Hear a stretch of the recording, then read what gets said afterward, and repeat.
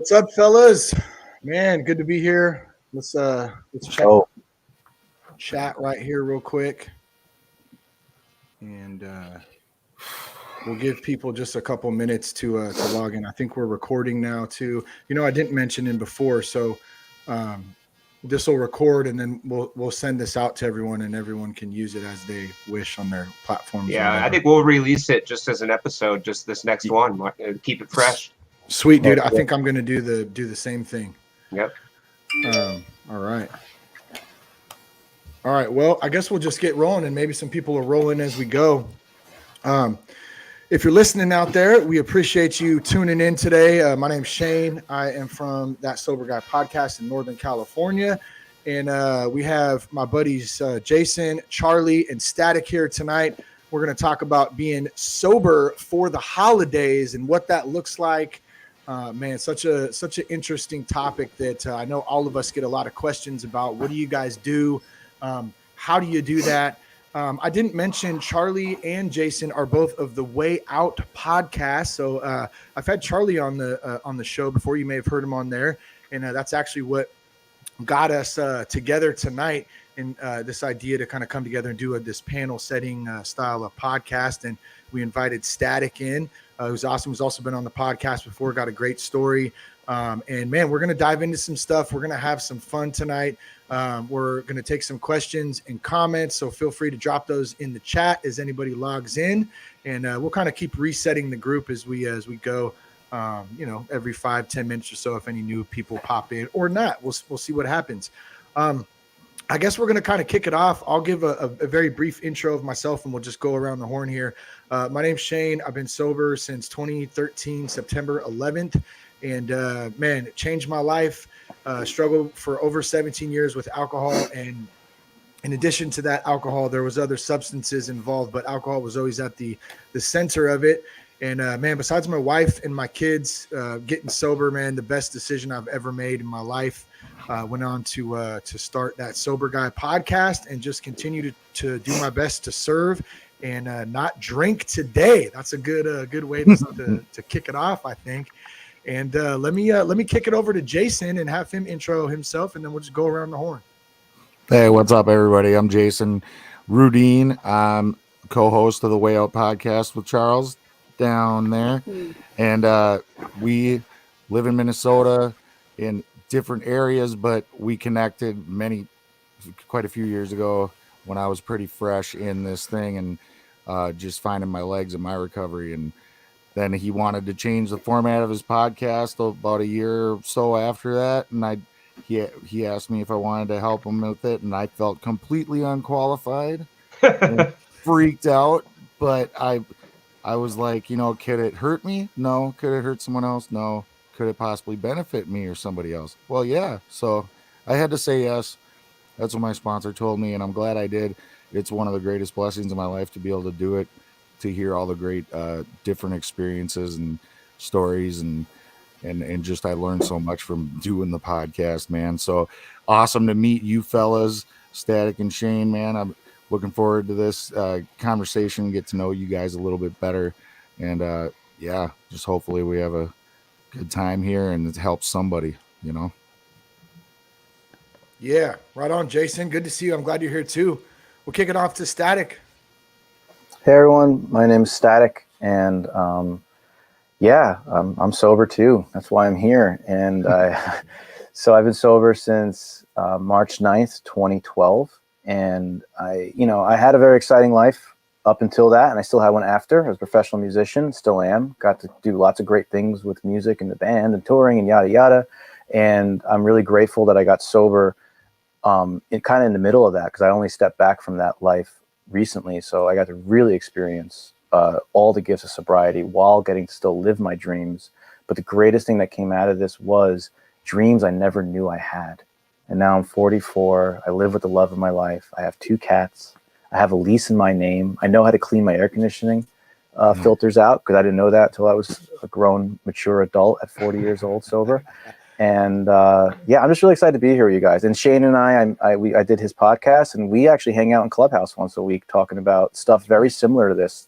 Spiritual Armor is really about our expansion of the spiritual toolkit and just like the practical toolkit of sobriety. So yeah, I'm really looking forward to spending time with you two guys. I haven't met you yet in Minnesota. So we got 3 time zones represented tonight. I'm excited about that too. Yeah, that's right. Central, East, and West. I love it. Bringing recovery fully across the map. That's right. Charlie, how about you, man? Static, thanks, bro. We got you all covered time zone wise. That was on purpose. So we're that good. My name is Charlie Levore. I am the creator, host, and producer of the Way Out podcast, along with my amazing co-host, Jason Rudin. And we help people recover out loud, right? I've been sober since December 6th, 2014, and my life has been a journey of a whole lot of miracles since then. It hasn't been perfect, but it has been absolutely worth it. And that's the message of our podcast when we help people recover out loud, that recovery isn't perfect and it takes work, but it is absolutely worth every ounce of the effort. And so we're here today to talk a little recovery and talk about the holidays. The holidays, we're right on the doorstep, really, of the holidays. Yeah, that's right? for sure. It's true. And that can be a difficult time for anybody, but especially for us in recovery, and even more if we're newer in recovery. It can be a minefield for a lot of different reasons. Difficult relationships, triggers, and we know, and from my own experience and interviewing so many people in recovery, that feelings and emotions, when they are threatening to be overwhelming, that can be a dangerous place for us. And the holidays are full of those potentially emotional moments. So we're going to talk about some of the things that we can do on a daily basis that can help us get through this time with some sense of joy and serenity, right? I love it. Yeah. Does anybody remember any time specific during the holidays when maybe that you have an instance where something funny happened or you really struggled or anything in particular? I know someone's got to have something. Before or after? Were we talking in sobriety or like out there? Yeah, well, so I guess to frame it up a little better, we all have the instances of having to go into a setting, whether it be a family setting or a friend setting, a party, something around the holidays. We're getting together, Thanksgiving, Christmas, and everything in between. Yeah. There's a lot going on. So I know, like for me, when I first got sober and quit drinking, it was hard to go into those environments and, you know, and just maintain sometimes, you know, maintain a good attitude, maintain non-awkwardness too. I think that was always one that was big, like not feeling awkward about like, I don't have to explain to you my whole life story why I don't drink alcohol on Christmas. You know what I mean? Like it just is, you know? Especially new, that first year, I definitely remember that first year. Now, I'm 3 times divorced, right? So I'm on the back end of a 3rd divorce. So, you know, obviously the questions come from those who are brave enough, like, what happened to so-and-so, right? And, right? I know that. And so do we gather everybody around to just tell you in one? No, we're going to do this one at a time. Yeah. That's what's going to happen. Do I need my PA system to announce it? Right. That would be great if we could just gather you all around and just tell you all at once. But no, they kind of corner you separately. So, what happened? Right. Right. And so you get to give them the Reader's Digest of, you know, while I was still a raging alcoholic and addict, and you know, that didn't work so well for our relationship, right? And now I'm sober, and then, you know, sort of like that sort of reaction or they kind of feel bad for you that you're sober, or there's a myriad of, or it's sometimes congratulations, but it's an uncomfortable conversation, especially the first time around, right? That's hilarious that somebody would feel bad for somebody because they're sober. Oh yeah. Dude, I don't know. That's I don't pretty think hilarious. it's very funny because it makes sense to me. Like if I look back at the way I used to think and live, Yeah. and I would feel bad for a motherfucker if they weren't, using. I'd be like, "What is wrong with you? You haven't lived." Like, that would be my mindset. Yeah, 100%. Jason sober. Oh man, I'm sorry, bro. Yeah, like sorry, you sorry. lost a pet or something. Like, oh man, I'm so sorry. Yeah. That's Man, I funny. can remember my son was at, because like when I was first getting clean, I went to my brother's house for Christmas, and I wasn't expecting this, but they kind of surprised me. And my ex-wife brought my son there, and I hadn't seen him, and you guys seen him before we started live streaming. This was when he was 4, and he's almost 10 now. But man, I remember I broke down. I had to go downstairs and sit on the bottom step and just cried like hard because I couldn't believe he was there, and it just really, it was a pretty heavy moment for me, and like it was awesome though, and how people were so supportive and even like planning stuff like that behind my back to surprise me. I thought it was pretty cool, Yeah, that's awesome. Yeah, for me with holidays, I was always very fortunate with my family, because my family doesn't really drink. They're not real drinkers. Like I always joke around and say my mother has been like drinking the same glass of wine at Christmas for the last 20 years. But she always, like, she never finishes it. And like, of course, the alcoholic in me keeps track of every year if she 100%. drinks it or not. Yeah. And they don't even drink really anything with any oomph to it. Like they have this obsession with this like pink wine that has like barely any like kick. And of course I noticed that they're drinking low alcohol content. But what it taught me was like my family has so much, they're very fun, like loud, Italian and crazy and funny people. And they do it all on their own. So it was kind of a cool gift to like begin a holiday season and being around the family a lot, because when I got sober, I realized how much I missed when I wasn't, because I would take any travel job. And then my priorities started to fall in the line. Sobriety, like, I want to be with my family on the holidays. And they're not really the root of any of I try not to avoid my family. So I realized like these people are crazy. Like they're fun, they're loud, slightly perverted at times. They all play music and nobody's drinking. Yeah. Or they have the same glass of wine every year. So that helped a lot. But like thinking about your first holiday, you said your sober day is December 6th? It is. That's actually my birthday, my belly button birthday. Yeah. But you were rolling into Christmas on 3 weeks of like headlong in. Well, and it's funny too, Scott, because maybe funny is not the right word, but the reason, the sort of culminating moment of my surrender moment was Thanksgiving, and that was my sometimes my oldest son's birthday falls on Thanksgiving. Oh, okay. And long story short, I had promised my third wife that I am going to stay sober for 30 days, so I did that on Marlboros and Resentments, and don't recommend Marlboro anyone. Reds. Were they Reds? They were Marlboro Reds. I picture you as a red. Yeah, you are red Marlboro. Cowboy Killers. That's and right. Resentment, so they do not recommend that.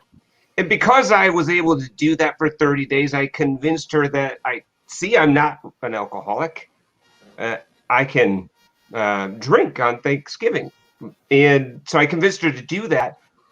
And I never liked to put myself in that box of I'm only going to have a couple, because I knew myself just well enough. I wasn't really ready to surrender to my alcoholism and my addiction, but I knew myself well enough to know that I couldn't hold to, I'm only going to have a couple. But I knew this was so important that I had to. Like, I just had to. I could not get loaded. Everything was riding on it. And boy, I didn't want to get divorced again. Holy moly. And so yeah, go get some alcohol. And I'm like, I'm on it. And I got enough alcohol, get an army drunk. And there's 3 of us. And, my stepmom and dad, very similar. Like, you're going to have 2 and then you're going to switch to water? Like, I don't understand. I don't understand. Yeah. And I got loaded, right? And I got completely loaded, and I didn't, and every fiber of my being didn't want that. And I almost cut my hand off carving the turkey. And Oh, damn. My wife, my third wife, now ex-wife, looked at me and said, "What's wrong with you?" And she wasn't trying to be dramatic or mean. She was really wondering, like, what is wrong with me? Like, what is actually wrong with you? And my son looked at her and looked at me and said, "What do you mean?" It's just Dad. He's just drunk again. And that was that moment, right? And she's like, "You got to go to treatment. Like, you got to go."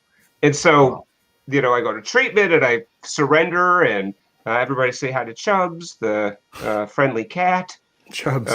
We're working on that being an ironic name. It's not quite ironic yet, but we're working on it. I think of Chubbs from Happy Gilmore. He gives him the handshake. That's what I first thought of. Chubbs. Yeah. So coming in then, my sobriety day the last time I drank, and I wasn't trying to get sober. I was just trying not to get divorced. But, ultimately that started my recovery journey. So heading into the holidays headlong, like less than 30 days sober into Christmas, right?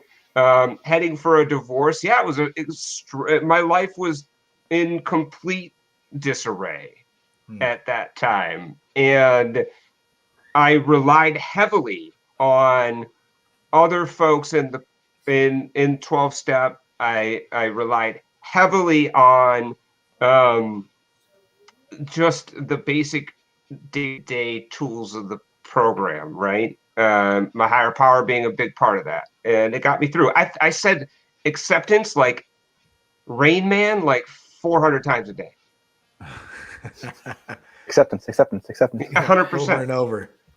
100%. Like, I can't control this. I'm just going to accept it. And acceptance is the answer, right? Yeah. And every time I recited that acceptance passage, it gave me some peace and got me through. And, it was just like not one day at a time. It was 1 minute at a time. It was 1 hour at a time. That's awesome. I liked early on too. You painted that. Well, I don't like it. I like it because you're here now and you're sober with us. But you talked about Thanksgiving and you painted the perfect picture of the phenomenon of craving. Yeah. You had all good intention to have 2 drinks and a glass of water. Yeah. But once it hit your lips, all bets were off. I Who had knows? no power. It's a week later. That's it. Yeah. I was powerless. I was completely and utterly powerless. It's crazy in that mind. After you've had some experience without drinking for a while, it still can come back and go, well, you're all right. You could probably just have 1 beer. I mean, I could say I've had those thoughts after 8 years. You know what I mean? The instant forgetter. Yeah, man. And it's like, as soon as it hits, like you said, as soon as that hits the lip, once it hits your lips, it's so good, as Frank the Tank would say from Old School. Another great movie. But it's true. It's true. And, man, who knows where it goes from there? Shit.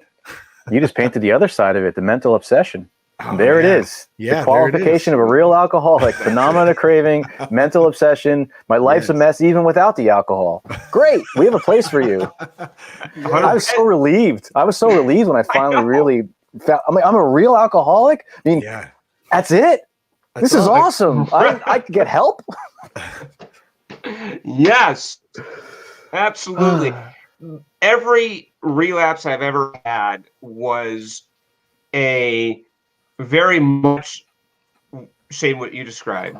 And the little voice in my head says, "Hey, Chuck,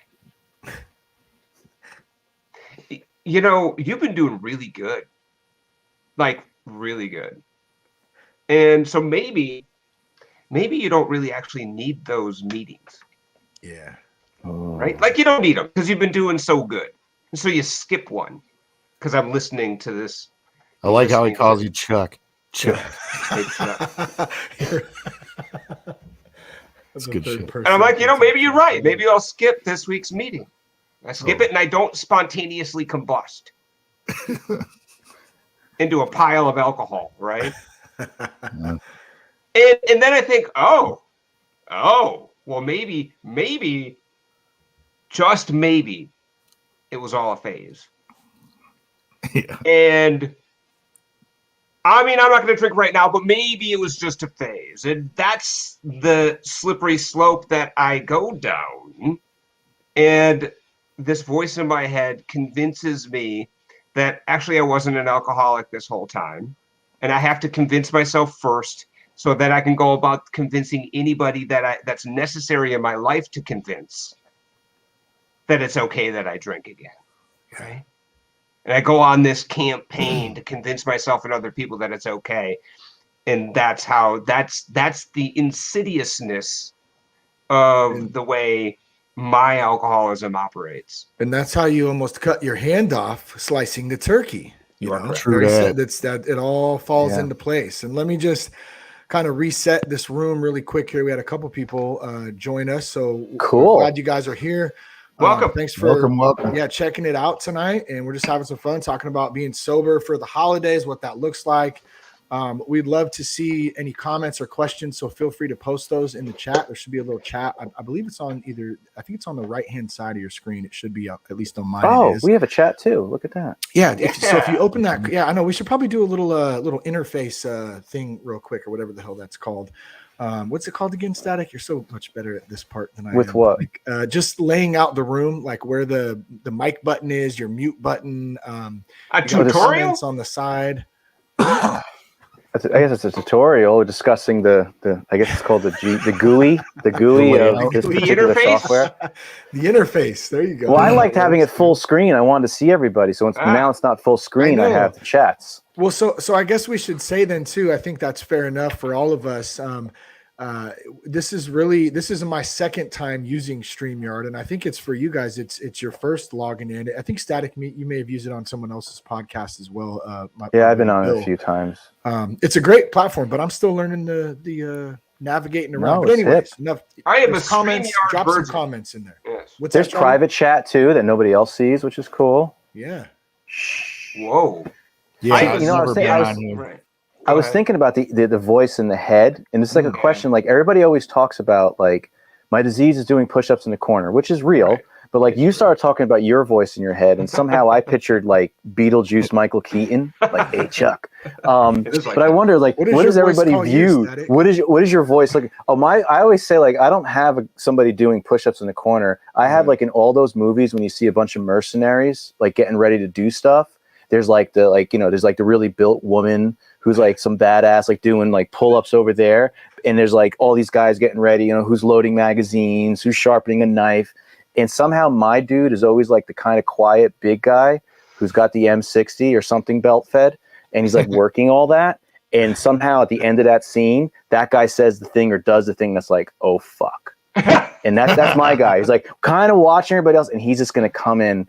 And but that's like you said, that's why we go to meetings. That's why I listen to others. That's why I help others. That's why I'm around newcomers. That's why when someone goes out, I'm like, I am one of those guys now who's like, what happened? I don't mean to be excited, but I want to know. Right. Because when they tell me that, it's amazing. Like, it's not a long time, but 9.5 years without even like a drink. And I can still, when someone shares, like when it goes awry, I can still feel that endless.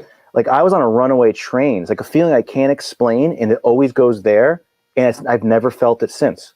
I never felt like I wasn't in sync with the world. So, I mean, I've had low days and depression and all other. I mean, I'm in more than one program. I'm an alcoholic who's also an adult children, dysfunctional families and alcoholics.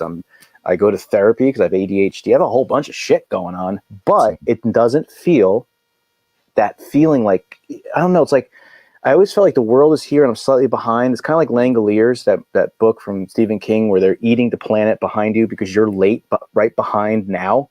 Like, that's why I always felt like I was right behind now and everything is coming to get me. And I remember those feelings, even when I was dry, and it's all gone now. But as soon as someone shares deep about something bad, like, or how life was, I'm like, oh yeah, that feeling will get me right here. Like, I go, thank you. And then another guy I'm around has been around a long time. He always says, he reminded me of this, and he said it out loud. He goes, someone was qualifying, and they had good sobriety a bunch of years, but they were talking about this one situation that you could see everybody in the Zoom go, like, our faces drop. And he goes, man, when you said that, all our faces drop. But I always remember, if you're in here telling us everything's okay now, Yeah. Amen.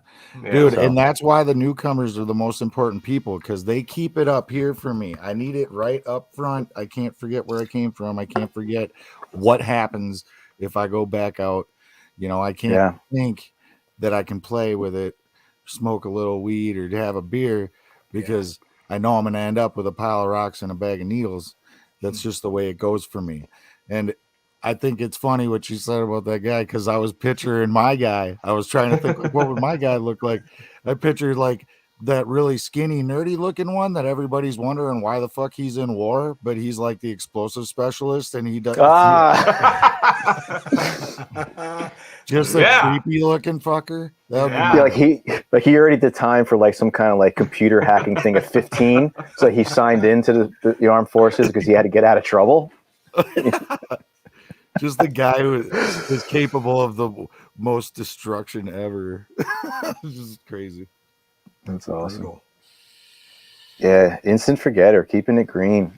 I heard somebody in the room say that he had a Teflon brain, that stuff just doesn't stick for very long. So he has to keep on coming back to keep hearing that truth. He keep hearing people recover out loud so that he could remember the things that he needed to remember in order to stay on the beam, right, and stay connected.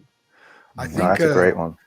I think I had shared this in Static and I's clubhouse meeting on Monday, because the same similar topic came up about forgetting.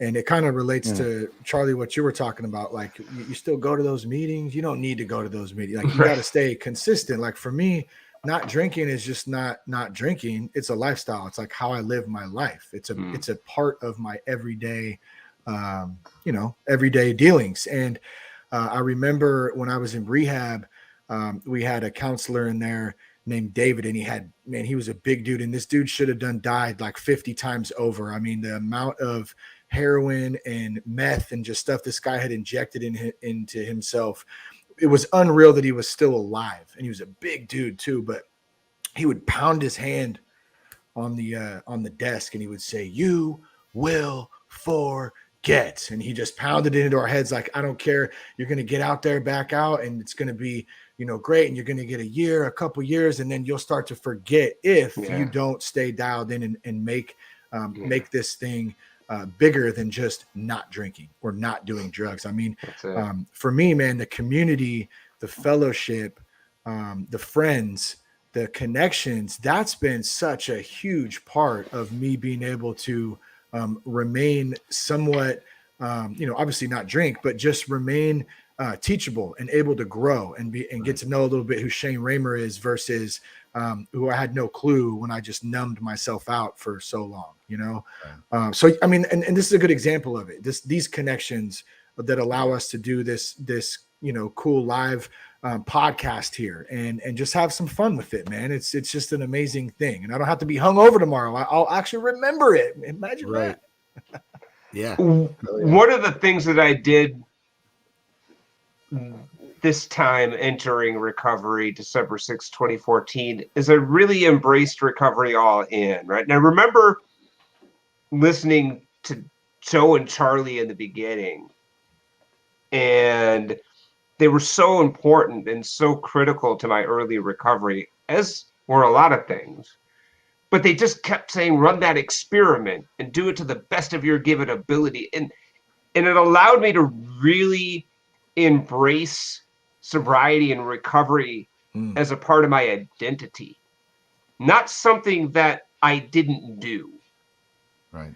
Prior to December 6, 2014, anytime I was sober, it was something I wasn't doing.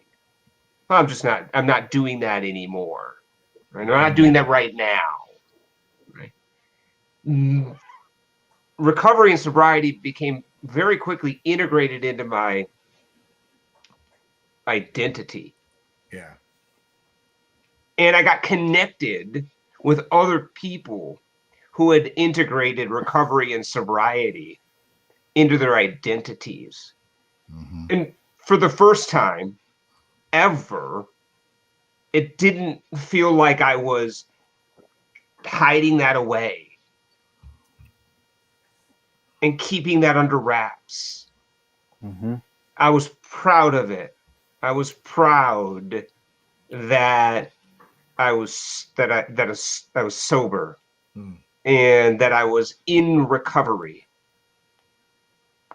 And that felt good. Yeah. I like that. I like when you said things you're not doing, because that's a big one for me. Like, there's nothing I don't do anymore. There's a whole bunch of stuff I do. Absolutely. It's You like just said do-do, I did do. I live. Like, when people are like, well, what's it like going to, like, we're talking about the holidays, we're talking about events, and like you go to the first time going to a wedding, and I tell sponsees or people that are new, and in the beginning I was telling myself, and I still tell myself, I'm like, well, why am I going? It's just like if you read Working with Others in the Big Book, not to be like a thumper, because I'm not. I listen to book study every week because I need to be reminded. Because to be a good sponsor, I feel I need to be in the book. Absolutely. It's not my brain, it's the book. But anyway, I was all blown away working with others. It's exactly what I was always thinking. It's this perspective. Do you have a reason for being there? Well, it's my sister's getting married. Well, that's not a drinking event. You're going to see your sister get married. And all these different stepping stones of perspective, all the things like, well, when people go there, what do they do? I'm like, well, they laugh, they carry on, have a good time. They're like, well, why do you have to have alcohol to do that? You could laugh, you could carry on. What could you bring to? And then how could you be of service to the whole event? And that's like, or to people there. And I was like, wow. And that's the kind of stuff that really grew with me. And the more my program grew, it's like, I live for that. It's like, I'm finally, well, not now, maybe within a few years ago, it's like, I understand when people say the day I stopped drinking or the day I stopped using is the day I started living. Absolutely. And I feel that all the time. It's like, well, why am I doing that? Well, I'm going there to be there. And I had to go to something this weekend that would have been a rough one to go to. It was a old friend and mentor that connected all my friends in the music world and everything in our area. Sadly, his son, lost his life to fentanyl overdose at 24 years old. He's one of us that couldn't get it together, kept trying, right? So I go there with people, and it's a rough thing. But then I got to be around people I haven't been around in a long time, so that was interesting. So me and one of my brother, my closest friend, I was in a band with him for 18 years. We went back to where the studio was. The studio's still there. I just don't go there all the time. And the three of them that were all like family, they're normal people. They could have a few drinks. This is a traumatic day for them. So they decided they were just going to they're having some tequila shots and, kind of saluting people that are gone. And my one bandmate, and she's like my sister, they were around me sober for years in the band. She immediately got cold brew coffee, because she knew the symbolism of what was happening. She's also the most empathic, amazing human on the planet in that sense, because they know I don't care about people drinking around me at all. I was a bartender sober for a few years. It's not about the drinking, but she was so observant of the symbolism of what everybody was doing that she immediately got cold brew and then gave me the cold brew and gave me my glass. Just so, not that we were going to mix up cold brew and tequila. I mean, but you never know. If they kept going, they might mix it up. I wouldn't.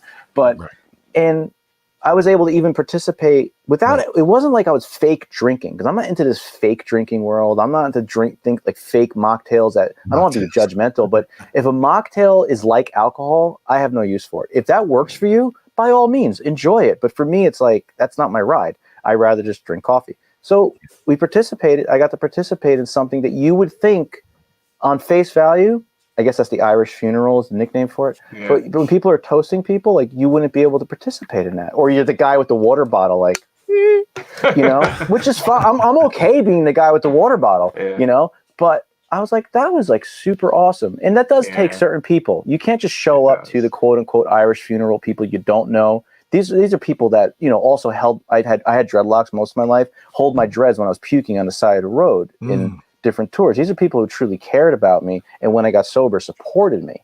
So I trusted that environment, but it was like, it didn't feel like drinking. It felt like I had my coffee, they were doing it was all about whatever we were celebrating, and I was able to be a part of something that's kind of like, you could say it's teetering, but it's.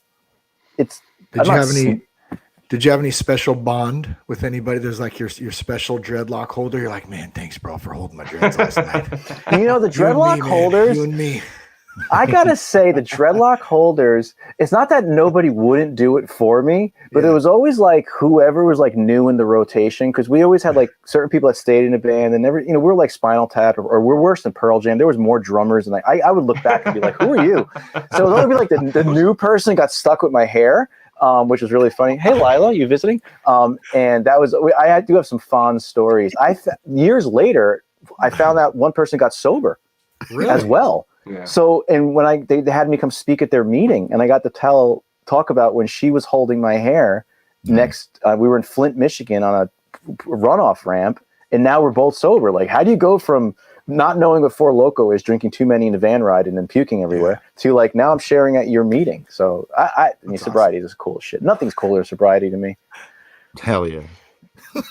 Nothing actually is cooler maybe today than if you are going to throw some questions into the right. You are going to win one of 3 limited, and I say limited edition, Way Out Podcast mugs. You could put coffee in Love it. it. You could put water in it. Yeah. You could put juice in it. And it would taste. Just don't put What? Yeah, true. You could. It's your choice. You do whatever you want.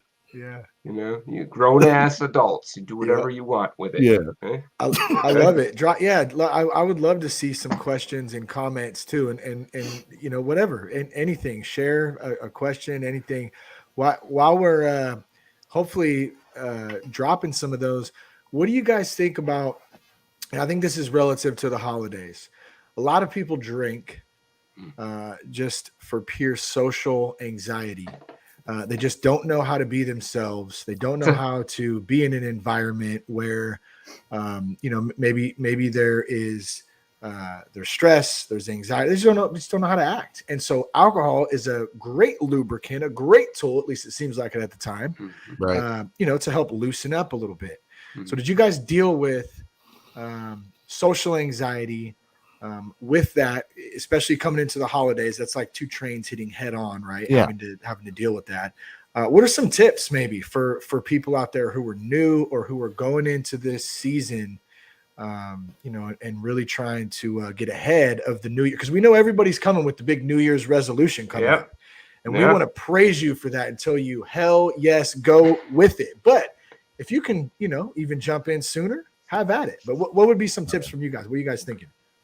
Great question. I think it really ties into having a relapse prevention plan too. Have a plan. I like that. When you go into these situations that are fraught with emotions and potentially tension and awkwardness, and look, I used alcohol early and often to ease my social anxiety, right? In high school, it allowed me to hit on the girls and stick up to the guys, right? And it was an instant confidence booster. And you know, if you didn't like what I said, I didn't care, right? So, but have a plan. Have a way to get out if it's uncomfortable, if there's something that's going sideways for one reason or another, from an anxiety perspective, inside of you, from an emotional perspective inside of you, or something external that's going on. Have a way out. Yeah. So that drive yourself, you know, don't ride with somebody who's going to be stuck there pounding them, and then they're too fucked up to drive. So now, you know, you're screwed unless you can find a ride, and, you know, good luck finding somebody to come pick your ass up on a holiday, right? Because everybody's busy. And then it's like, yeah, you gotta have an escape plan. Have a way out. See what I did there? Have the way out, baby. That was damn good. That was good. I would also add, to agree to all that, because it all fits in the same thing. I'm just going to add to this plan is having things you need. Don't go hungry. If you can handle caffeine, you know, a little caffeine definitely deals with that situation. But I always bring a bag of tricks with me, not tricks to cereal. Even though if that's what works, that works. But I always have things with me. You have a little bit of candy, some snacks, some drinks that you like that are sealed. Like 9.5 years sober, I don't really think about booze anymore. I mean, yes, all of us should think of it at some point. It's what we do with that plan after. Like, I might look over and be like, oh, that looks good. And I go, oh, that's not good for me. That's good for them. And then I go back to my day. But I bring stuff. I always have sealed containers at really crowded events so I don't mess up glasses. And that's a big one, is that having that plan that, like, I'm going to be decently fed when I go there. If I need caffeine, I'm going to have things to drink, because if things get weird and nobody's like, I bring for myself. And another one that I remember early in sobriety helped, and this is what I helped with some sponsees with, that because I definitely dealt with the social anxiety, is, you know, because you feel like you go to the party and everybody's kind of like creepy and they're trying to get buzzed up, and the thing is, like, we should be working past that And a lot of times I tell them, that's why they say, well, this is what they told all of us: show up a little late and leave early. Because once people are kind of going, you're off their radar. They're loud, they're funny. You just walk in loud and funny. I mean, I know it takes a different level of confidence, but sometimes I feel like the place is kind of dim. I would go out and call somebody. I'd call one of you. We would talk. We would laugh. We would have, and I would basically, it's like a warm up. Like you're about to get into the boxing ring. You're doing the warm up. You go in, and now you're going because you're just like laughing, and and then people have no idea. And the other one, when people offer me drinks, people offer you drinks. That's like, in the beginning, it was like, no. Now they go, what do you want? They go, what do you want? They go, what do you want to drink? And I just order whatever I want without any pause. But what I want doesn't happen to have alcohol in it. But if you didn't stop, they don't notice. And when people kind of push, no, I really want to get, oh, no, come on, get a drink. I really want to get you something. Come on, I want to get you something. It's like, you know what? I'll take a hamburger. I started ordering food on people. So either what happens is, that tactic. Well, if they didn't stop, they proved the point. There's a lot of people who just want to make you comfortable. And the only hospitality they know is to offer a drink because it's kind of common.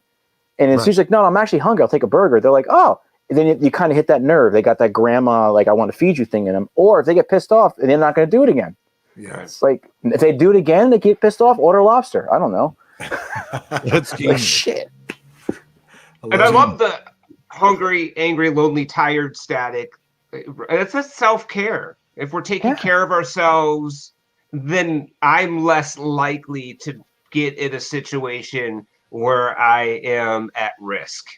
And self-care is extremely important on a daily basis, but especially in times like these. Holidays are hectic and busy, and these things can be, these social and family gatherings can be difficult. So let's take care of our bodies.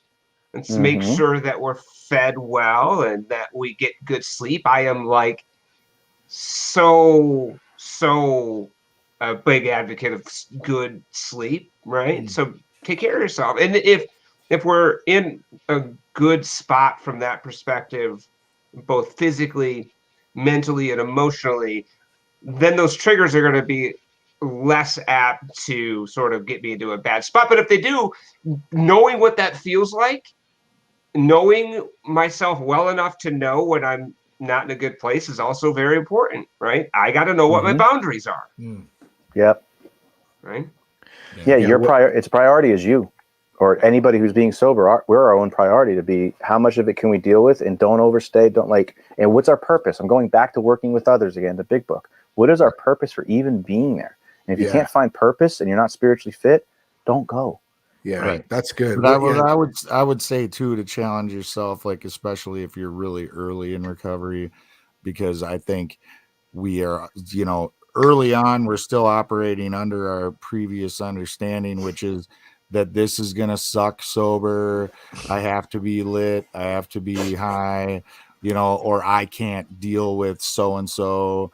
And I'll tell you right now, like, all that stuff in my experience was a lie. Like, I can have fun sober. I can deal with so-and-so sober. I can actually feel better because I had a conversation with that person, and we could finally air out the shit that I've been hanging on to for the last 10 years. You know what I mean? Like, like, being willing to suit up and show up, like, is really big. And, again, if it's going sideways, then, have that escape plan in place. But really, I think a lot of times you'll be pleasantly surprised at how much fun you can have, at how much more, like, we just have twisted perceptions. Maybe you think you got this beef that's so serious with somebody, and it really wasn't even nothing, dude. Yeah. Like, you just talk to them for a minute and it's all squashed, and then you end up having an awesome time. Like, yeah, most of the time we make up stories in our head, and they're worse than they actually,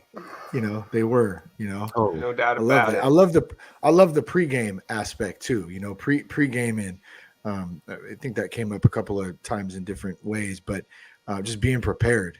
Going in, know where you're going. And I think to Static's point, what's your purpose? Do you got a purpose to be there?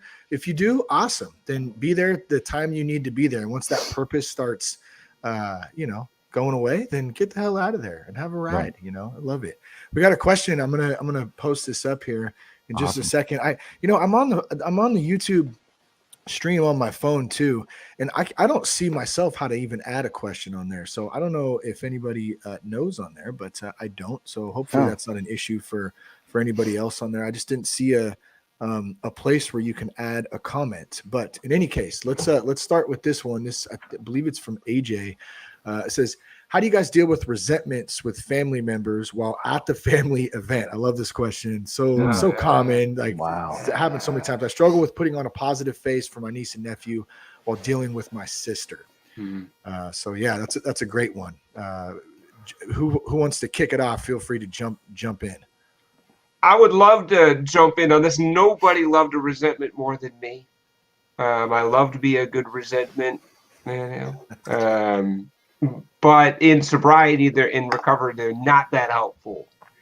And contrary to what I thought as the truth is, instead of just sort of like trying to bury that resentment down as deep as I possibly could and putting on that face, I would pray for that person if I knew that I was coming up to that event.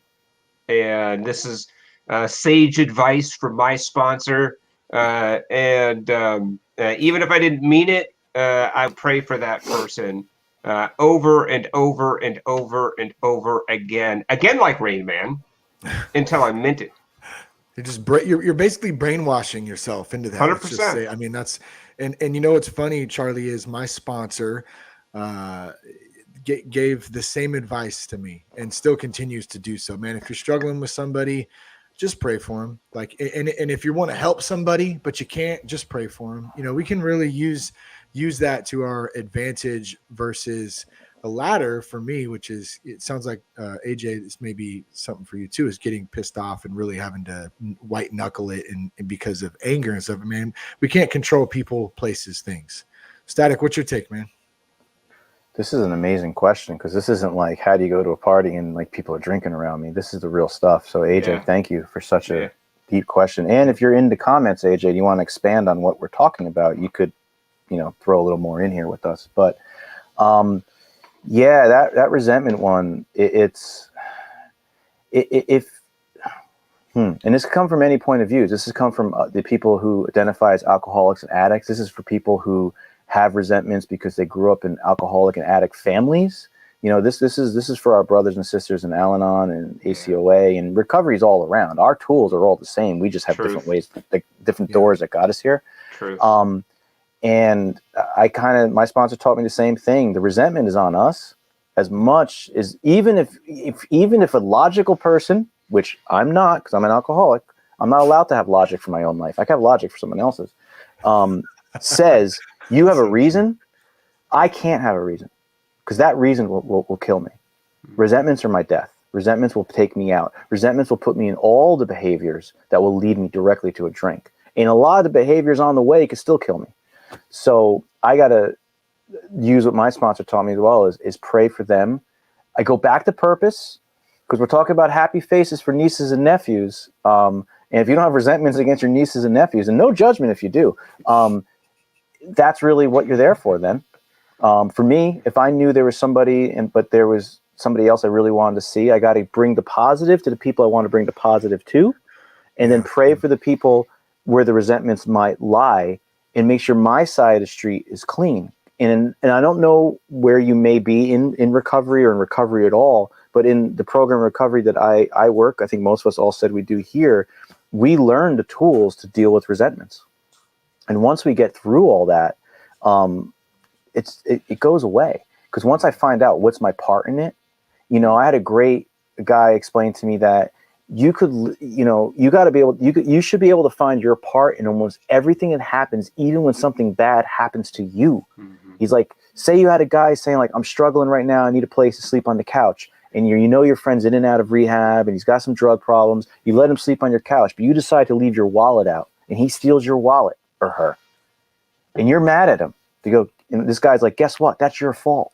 You set that person up to fail. You know better because you're working this program.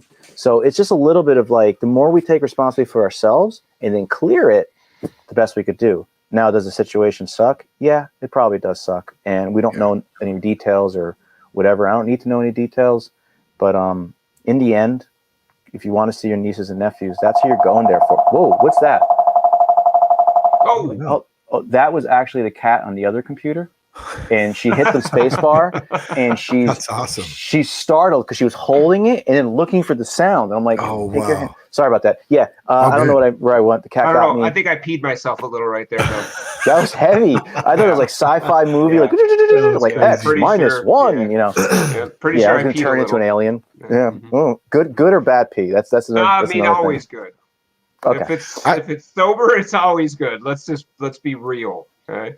But AJ, you still there? Are you able to interact with us at all? You don't have to. I'm just curious how this whole StreamYard works. We're learning this while you're on. I'm learning AJ, it you're too. our experiment. Indeed, and I gotta tell you, I told my youngest son that I was streaming for the first time. I'm a StreamYard virgin. He says, "Okay, Dad, but whatever you do not watch the YouTube stream at the same time."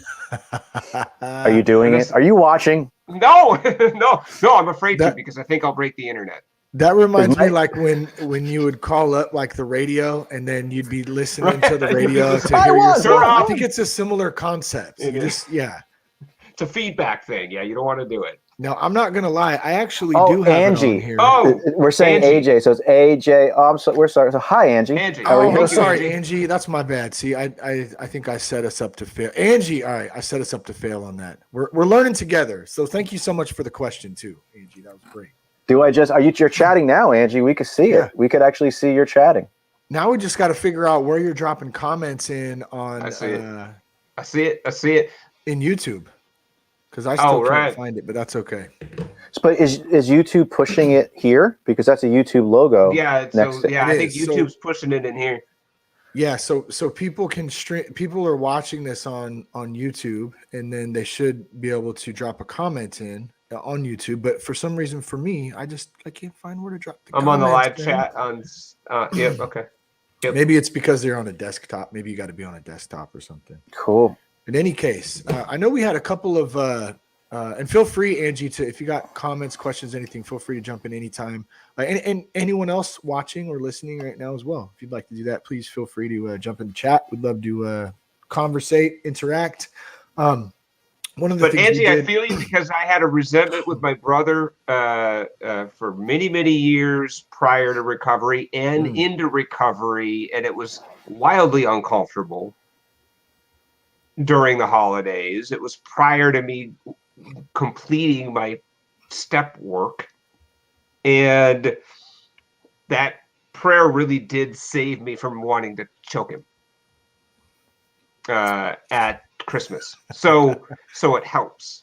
Is what I'm God grant me the serenity to not choke this motherfucker out. Yeah. Until at least after the turkey. Exactly. Let's eat at least first. Then I will when they're choke docile because they're tired from the tryptophan, so they're docile and easier to get on. Slow motion. They pass out on the couch. You can go draw all over their face like when we were 16, you know. Put their hand in a cup of warm water. Did that ever work? Yeah. I tried that on a buddy one time. We tried it many times, and I don't think we were ever successful. You wait until they fall asleep and just punch them in the nuts. That's my brother did that to me when he was a kid. That's straight to the point right there. Dude, I woke up and I was like, ran right down the stairs, chased him out in the front yard. That's funny. Angie, right on, Angie. Great. Yep. I like your sponsor. Oh, you mentioned something too before we got into the deeper stuff about the going to the event, and we said get there late, leave early. When people ask, because what I realize is if you could just hold on for a little bit while everybody else is drinking, you will automatically become the smartest person in the room. Oh, you're like a wizard Jedi. If you can get like a half hour in, it's just like you're just like a Jedi. You're just like, hey, I don't want to talk to you. Go over there a minute. Someone wants to talk to you. You're like, they're gone. You're like, this is amazing. I'm like, if that just gets you by, that helps. Just like for a minute, you're the smartest person in the room. Whatever. Don't let it go to your ego. Like you're not really a Jedi. You can't tell the cop like, oh, this is not the ticket you want to give. But when people are drunk at a party, you can be like, hey, maybe you should go over there. And they go. It's weird. Right. Well, then, too, it's like once people start getting sloppy, that's like my cue to. Yeah, I'm out. Purpose.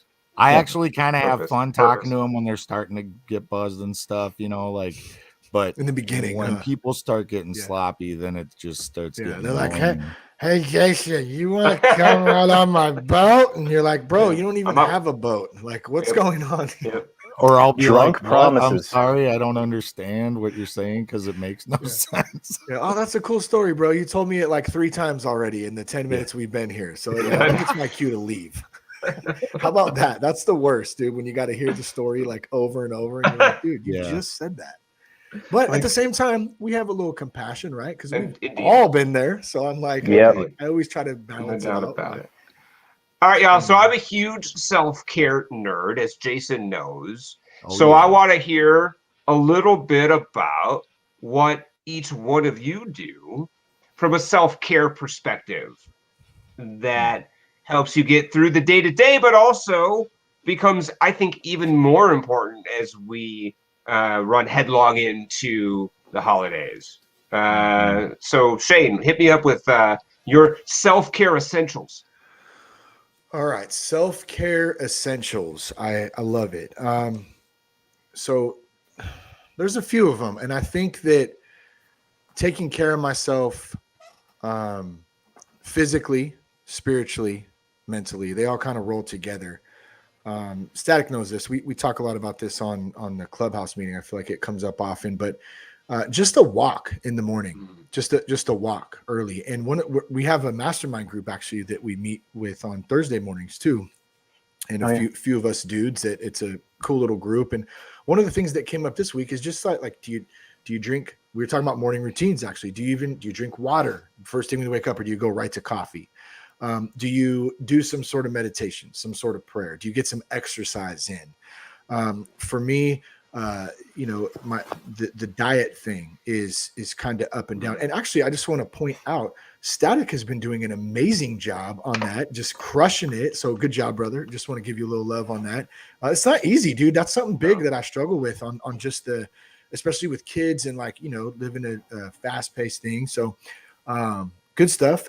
But the day-to-day things, man, they are pretty simple, and it's prayer, meditation, some exercise, gratitude, a huge one. Being grateful for what I do have. It's real easy to look at the shit I don't have, or the shit I didn't get to do, or what happened or what didn't happen. But how about all the things that God's blessed our family with? And let's just start with not having a drink today. I mean, there's a good one right there.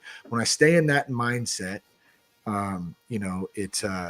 it tends to set me up for success that, in that day. And then if we kind of apply that to the holidays, I think trying to stay consistent in that and trying to have a plan, came up a couple of times. And then I'll end with this, not being hard on myself. I'm not trying to check boxes. I'm trying to do things daily that actually I can handle, I can do, that I want to do. I don't just want to force myself to do things and get overwhelmed and then not do them and then beat myself up for them. Like, I have some days are great, and some days I struggle a little bit and I don't hit it exactly how I want to. But if I can just get a couple minutes in of any of those one things in the day and, try to stay grounded at some point, then I think that's a good place to start for me. Oh man, great question too. Thank you, bro. Absolutely tremendous. Static, hit me up. What's your self-care essentials?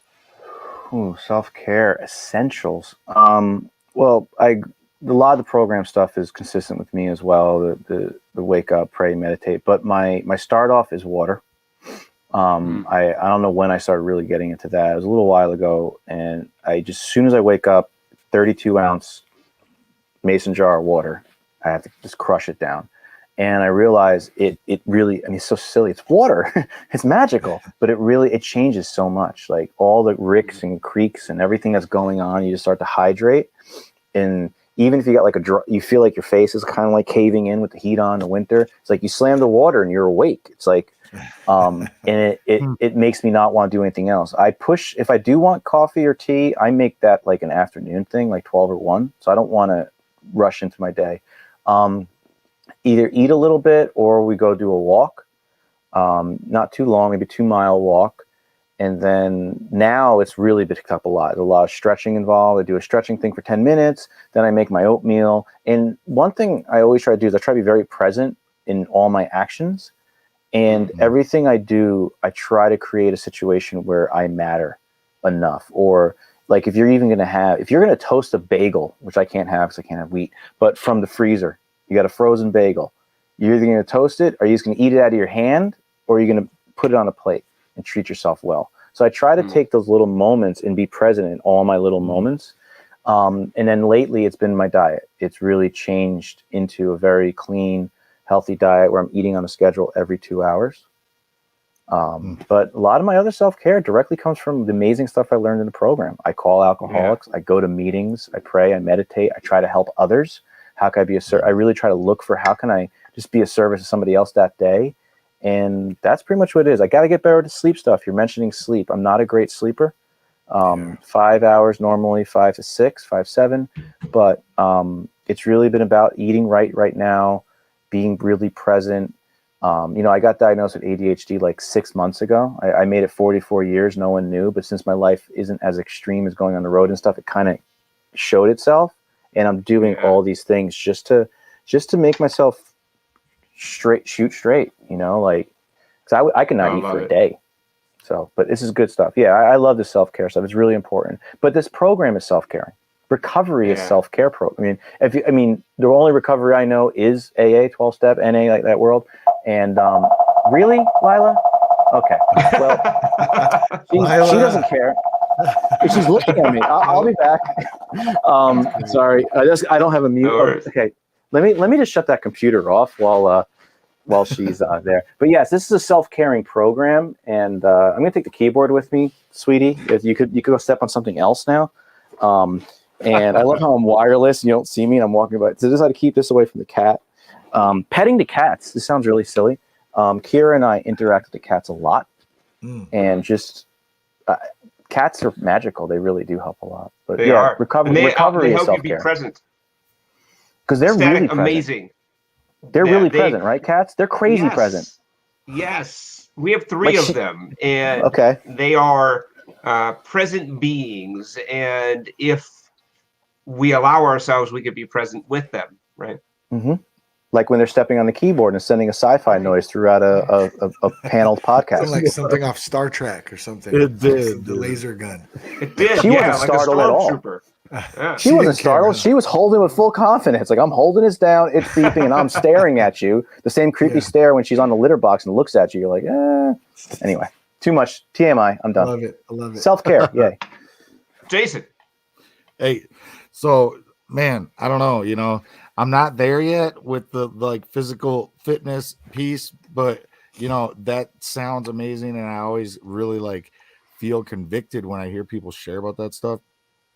And I got to remind myself to Shane's point earlier, about not being too hard on himself when I'm feeling that way. But because it's easy. If I want to, I can find things focus on and beat myself up about.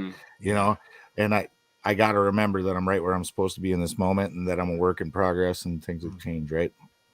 But for me, first and foremost, in the morning, obviously, I need my coffee. And then from there, I try to get in touch with God. I usually do that. Like if I'm on a work day, I listen to this program through the Bible on my way to work, and really listen to the teaching and meditate on that scripture and the teaching behind that day's, message. And then really, I think the biggest thing for me is like what Static said, am I practicing the principles in all my affairs? So like when I go, whether I'm going to work or to, a meeting or to Charlie's house or to my mom's place or wherever I'm at, I need to be my authentic self no matter where I'm at. So that means I really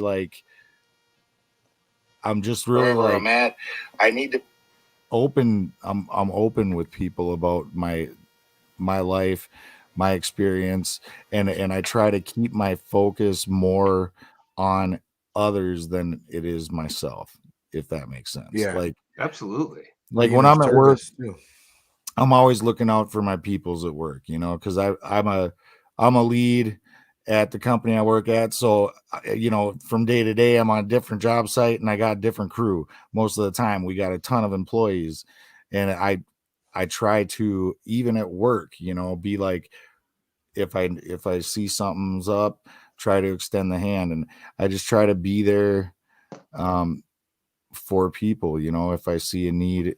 And, you know, conversely, then I ask for help when I need it too.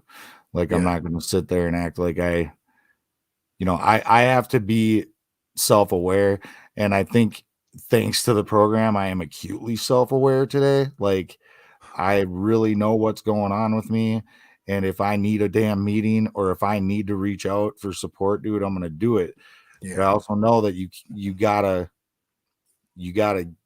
be focusing on others too. 90% of the time, if I'm in a position where like I'm just stuck in a rut and I feel like there's no way out of it, that's the solution for me to get out of that rut, out of that funk, is to be of service. And then it's like I forget what the hell my problem was in the first place. So really, I just think it's just carrying that everywhere I go. It is a lifestyle, right, type choice that we make to do recovery. And I take all these things that I learned and I just try to apply them to my day to day. And if I'm doing that, then I feel pretty good, you know? So I don't know, so far so good, man. Absolutely. And all amazing self-care. I'm in on the water, Static. I'm in. I love it. I'm trying that. And maybe it's going to make me not want coffee after that. We'll see. Right? We'll see. But we'll take that one step at a time. Right? But I love the water, so I'm all in on that. You know, for me, it's about being intentional through the things that I do. And I'm very capable of going on autopilot and doing these things in the name of self-care and not being intentional and mindful as I'm in these practices. Right? So prayer and meditation is helpful to me if I am being intentional and mindful in that process. By the way, Static, congratulations on the road to greater wellness from a physical perspective. As a former fat kid, and still, like, I still have an inner fat kid. Like, that's not easy, right? The other things for me, definitely, I covet sleep. That's important for me. So I have a good sleep routine and I maintain good sleep hygiene. And that really sets me up for the next day to be real. Camille, yes, I walk all the time with my recovery dog, Louie. So that is tremendous, right? And doing things like that from an active standpoint that I love to do. Some people it's walking, like me. I was just like born to walk. And some people it's some other physical activity, right? But maintaining that physical activity as well as staying spiritually connected and being mindful in it. Because again, I can very much just go through the motions and not be present in it. And that does me no good. As Shane said, to just check that box. Am I checking boxes? Yeah. Right? Or am I being mindful and intentional in the activity? Is it to Static's point about, you know, am I going to just wolf this thing down, or am I going to have a meaningful meal here that, you know, that means something to me? It robs us. What I'm hearing is you kind of described that it robs us of being in the moment when we're in that state. And for me, it affects my ability to kind of think about stuff too. It's almost like you feel like a robot sometimes. I'm just going about my I'm on autopilot. Yeah, autopilot. That's a great way to put it. Yeah, total autopilot. And the day just seems to go by so fast too when I'm on autopilot. I hate that. And you know, so we're busy. So I mean, we all have, you know, lives and families and jobs and all kinds of stuff to do. But I think being in the moment like that, if we can even reset at any time during the day, is a really big point of grounding.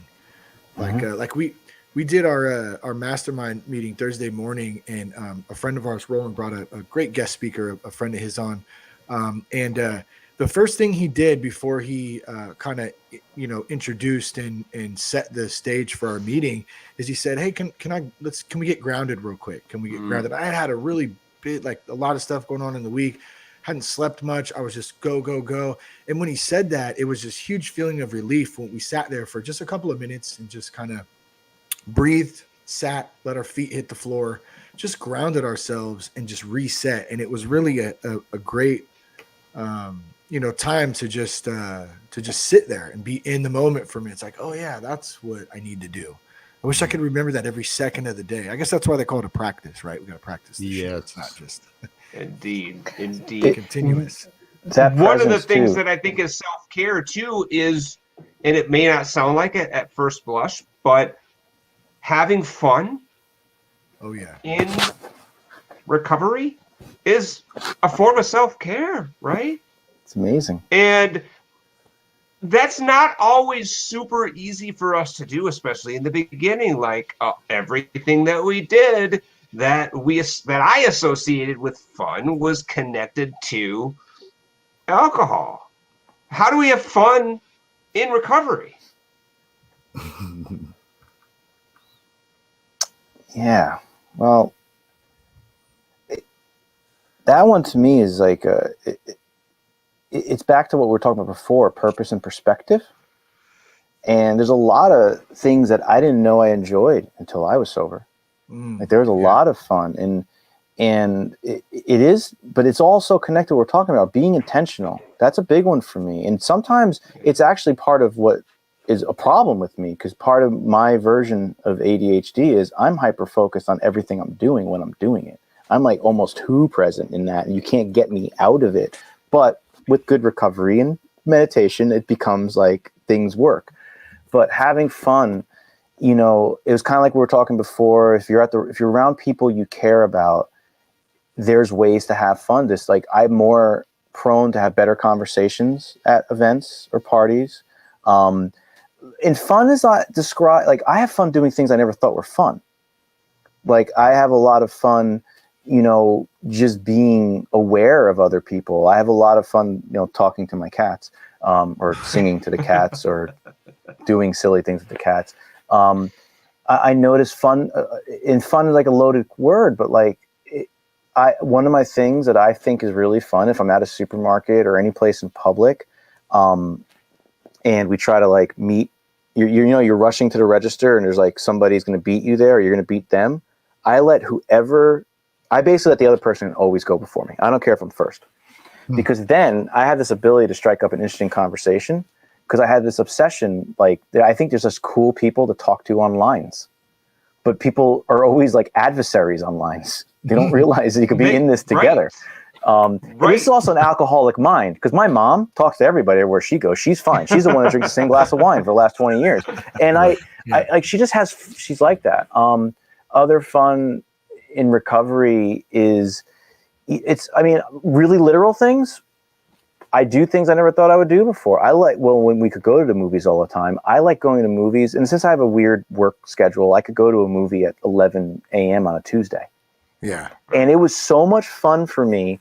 And maybe this is wrong. I don't think this is like sober breaking wrong, but I would like have my bag with like Pliable or something, or in my bag. And the coolest thing for me is to go see a movie at 11 a.m. with a spread of food that I really want to eat, and nobody's in the theater. You could go to like the premiere of Star Wars at 11 a.m. on the day, like the Friday it comes out. There's 9 people in the giant IMAX theater. And you're there, and you're just like, that's fun. So when you have like a cheese spread, that'd be amazing. Like a cheese tray, like bring that in, and like that would be the drive-in movie with my sister. She rolls like that. They do the pickup truck thing where they put the 2 lawn chairs and the 2 beach chairs, so you're kind of like leveled seating. And my brother-in-law put a sub and a sound bar in the back of the pickup. So when you go to the drive-in movie, and then she puts the coolers between us, and she's pulling out like Manchego and fig spread. Yeah, my family does food well. I'm really grateful that they're not a drinking family, because when you're sober, you get well fed. Yeah. But like, what was really fun? I know I'm kind of rambling about this. Is I didn't like theme parks. I never liked theme parks. It wasn't my thing. But this summer, I got to go with Kira, and she's got these little cousins that are like 6 and 8 maybe. and they were so stoked to go to this Universal theme park. And I was like kind of dreading it. Shane and I were doing one of our clubhouses while I was driving into Universal. That's right. And I was saying to myself, well, first of all, recovery taught me is who else is going to have fun? So I focused on the children, right? Sure enough, you get me in Universal, I'm a little kid. I'm having a blast. I'm running around Harry Potter world with a 6-year-old and an 8-year-old. I know nothing about Harry Potter at this point. I found out what house I belonged to. I was so ecstatic about it. And it's like, if I was drunk, I wouldn't have that kind of fun. I wouldn't think about life through the eyes of a child. It's and that the pure childlike joy. faith, that childlike spirit, it really does come back out when we sober up. No Dude, doubt I about love it. that. Yeah. It's like what I was saying earlier, like you might think that it's going to go one way, but if you suit up and show up, it's like a completely different experience. Yeah. That's awesome, man.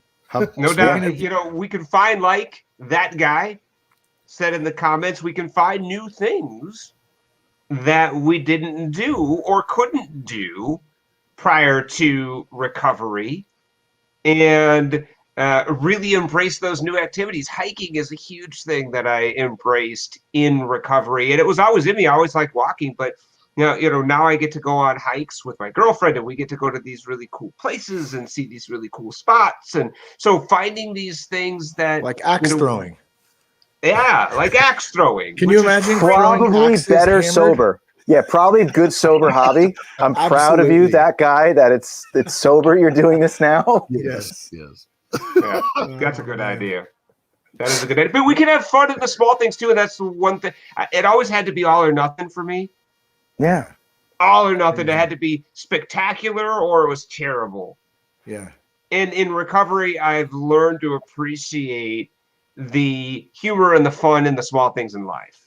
My cats and dogs are hilarious. I mean, they're hilarious, right? Because I pay attention to them. Exactly. Yes. I pay attention. I never even had the only pet I ever had prior to getting sober was a cat, and I lost him, right?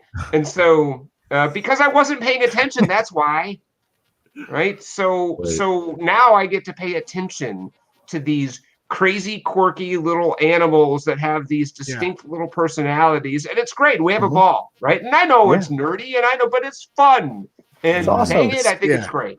It's genuine, it's genuine too. That's what's great. And you reminded me when you said all or nothing. I remember very clearly, of quite a few times. I think I mentioned this: alcohol always the main thing, but there was other substances, and there was a lot of white powdery substances that came into play at times. And I can remember my wife saying, well, can't you just save that for another time? And you're like, save it? What are you, crazy? What's wrong with you? I'm staying up all night so this shit's gone, and then I'll try to pass out, which probably won't happen. But no way. I can't just it's pedal to the metal, No doubt. And I think a lot of people roll like that, and I'm grateful that I'm still here, number one. But get to recognize those things and put them into simpler terms these days, a little easier. You want to take that question there, Charlie? Do you see that come up? That's a great question. Thanks for putting it's an awesome question. Amazing question. Somebody in early recovery or even long-term, right? Don't have family to go visit during the holidays. And, loneliness and isolation is really tough because we are social beings.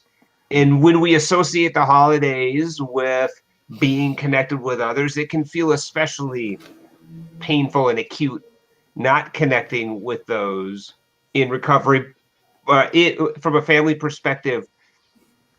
But that's how connecting to a tribe in your recovery can be so important, right? So get plugged into your local recovery community.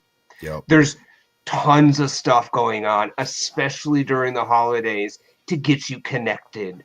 Right. Yep. And you're not going to want to go, but go. Go. Exactly. Yep. Go. Just That's go. one of those things where ignore the not want to and just go. Because you're going to meet some really amazing people, and you will connect to others that are experiencing the same things you are. That maybe there's some stuff going on from a family perspective that leaves you disconnected for whatever reason might be, death or, estrangement, and get connected to the folks in your local recovery community. And that could be a huge deal, right? And make all the difference. Totally.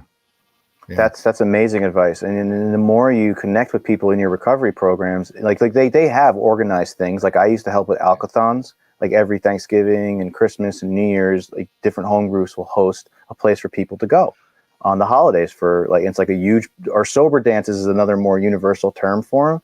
But they would just have these awesome parties, like all this food, because you have a lot of people in recovery doing it. So they care about the food, they care about the music, they care about the togetherness. But then when you make good friends, I don't know anybody right now that's in like working, like has a bunch of people in their recovery life that's alone on holidays. Because the first thing I check with, I think people are like, oh, they might not have anywhere to go. Like, what are you doing on the holidays? Like a lot of us will check in on each other. And my friend Buddha does that a lot. He's an older guy and he's funny. He's like, yeah, best thing I ever got is a Sponsy Frank. He's Italian. Christmas is great. I was like, oh my God. Hell yeah. He goes, I guess in New York, Italians, Christmas, they kind of go big, Yeah, so, awesome.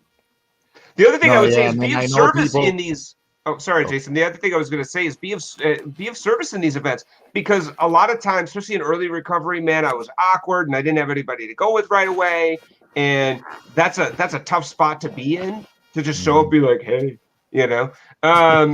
But to be of service and when I had a job and I had a purpose and I had a role to be there, I didn't feel like I was going there alone because I was working with other people that were also being of service. And then I was meeting these people that were also being of service, probably for a lot of the same reasons I was.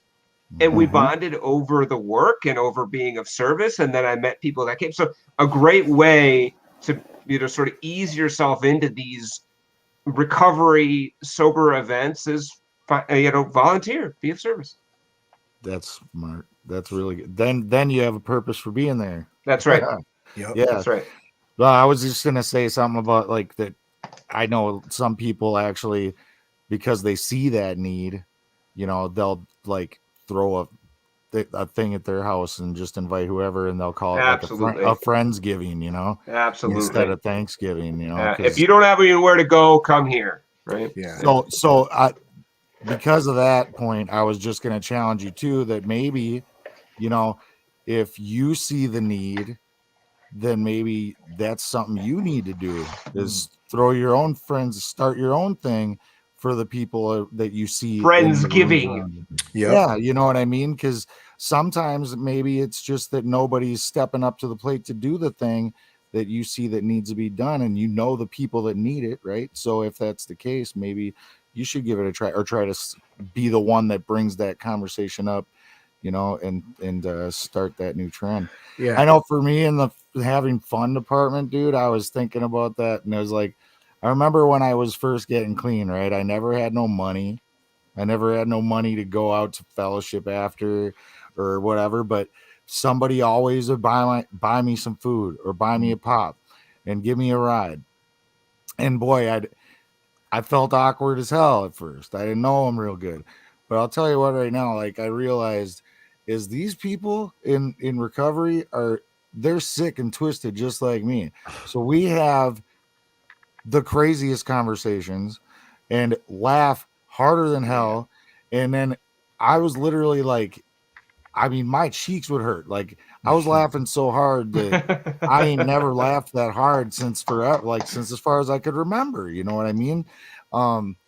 It's just nuts how you connect on these weird levels, and then everybody's kind of like, yeah, absolutely. You're your brother from another mother, right? Like that's just cool. the deal. I love it too, because for so long we were selfish, and then someone shows you a little bit of love like that and buys you something to drink or something to eat, and you just kind of kick it for a little bit of coffee. And maybe like you were saying, Jason, it doesn't really make sense at the time. You're like, what the hell is this? Like this, you don't want anything from me. You're just going to buy me something to drink. It's kind of weird at first. Yeah. What's the catch? Yeah. What's in it? Because that's how our minds have worked for so long, and then when that moment goes off, like you described, like where you're like, oh man, it kind of makes sense. And then you get to turn around and go do that for somebody else, man, that is practicing the principles in all our affairs. Like no matter what situation, or paying it forward. Exactly, man. I love that, dude. And it's like you're gonna go do some shit for somebody out of the goodness because you want to serve, not because you have expectations either. And then it's just this big circle that maybe that's the fellowship, it's beautiful. Right there. And to paying it forward, you were hitting on that a little bit before, the direct one about buying people food or something to drink was when you're saying, if you feel a need for a party, when we were talking to Camille, it's like, you got to throw the party then. And it's like, I'm not saying you have to do that, Camille, but it's like when we're in recovery and we're doing this and we're really turning it over and listening to the suggestions of other people, it's that the thing you start to adapt is like, well, if I thought of it, I got to do it because you're helping somebody else. So a lot of people might want to do it, like you said, but then somebody needs to step forward and be the one.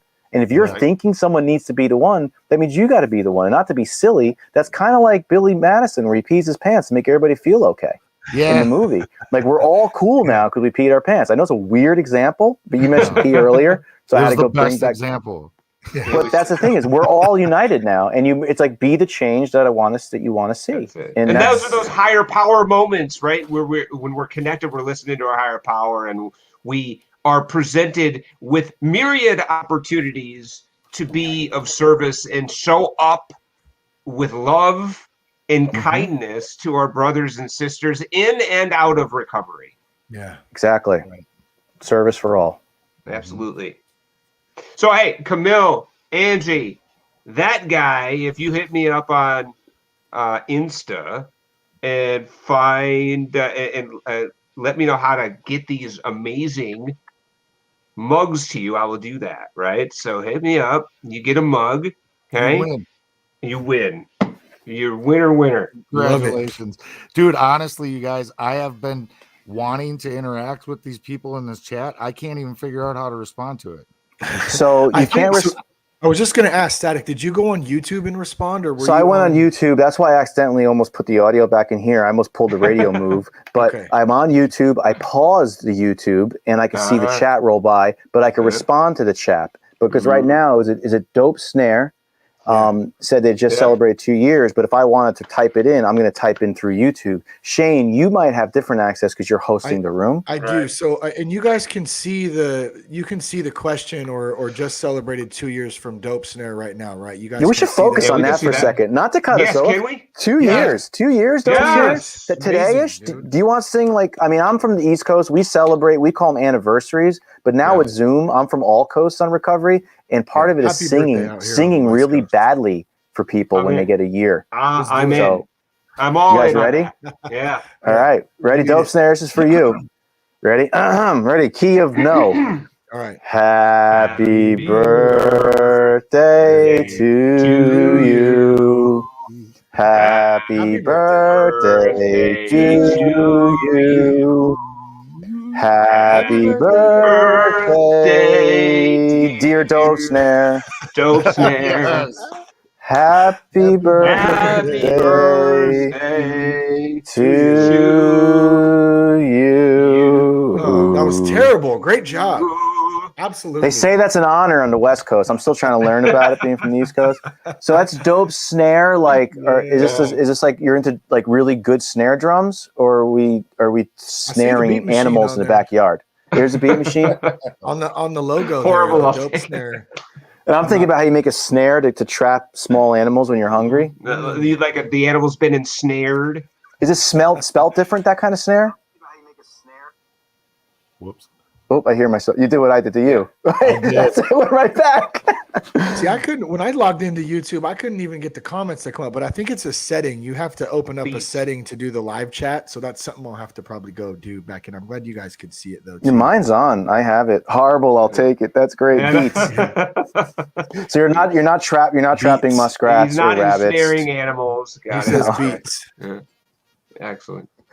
And the thing is, no one would expect a guy from New Jersey who lives like 25 minutes from Manhattan to even know about trapping and things like that. I'm kind of an odd anomaly for this area. Respect from Minnesota. Respect, you know. Mad respect. Yeah. Well, shit. So Dope Snare, 2 years. When's the date? When's your date, Dope Snare? When's your sober date? Drop it. I love that we have, by the way, Pittsburgh, New Jersey, Minnesota, California, Dope Snare, that guy, Angie. We're not sure where you're from, but if you want to drop him in there, it's always cool to see too. Yeah, it is.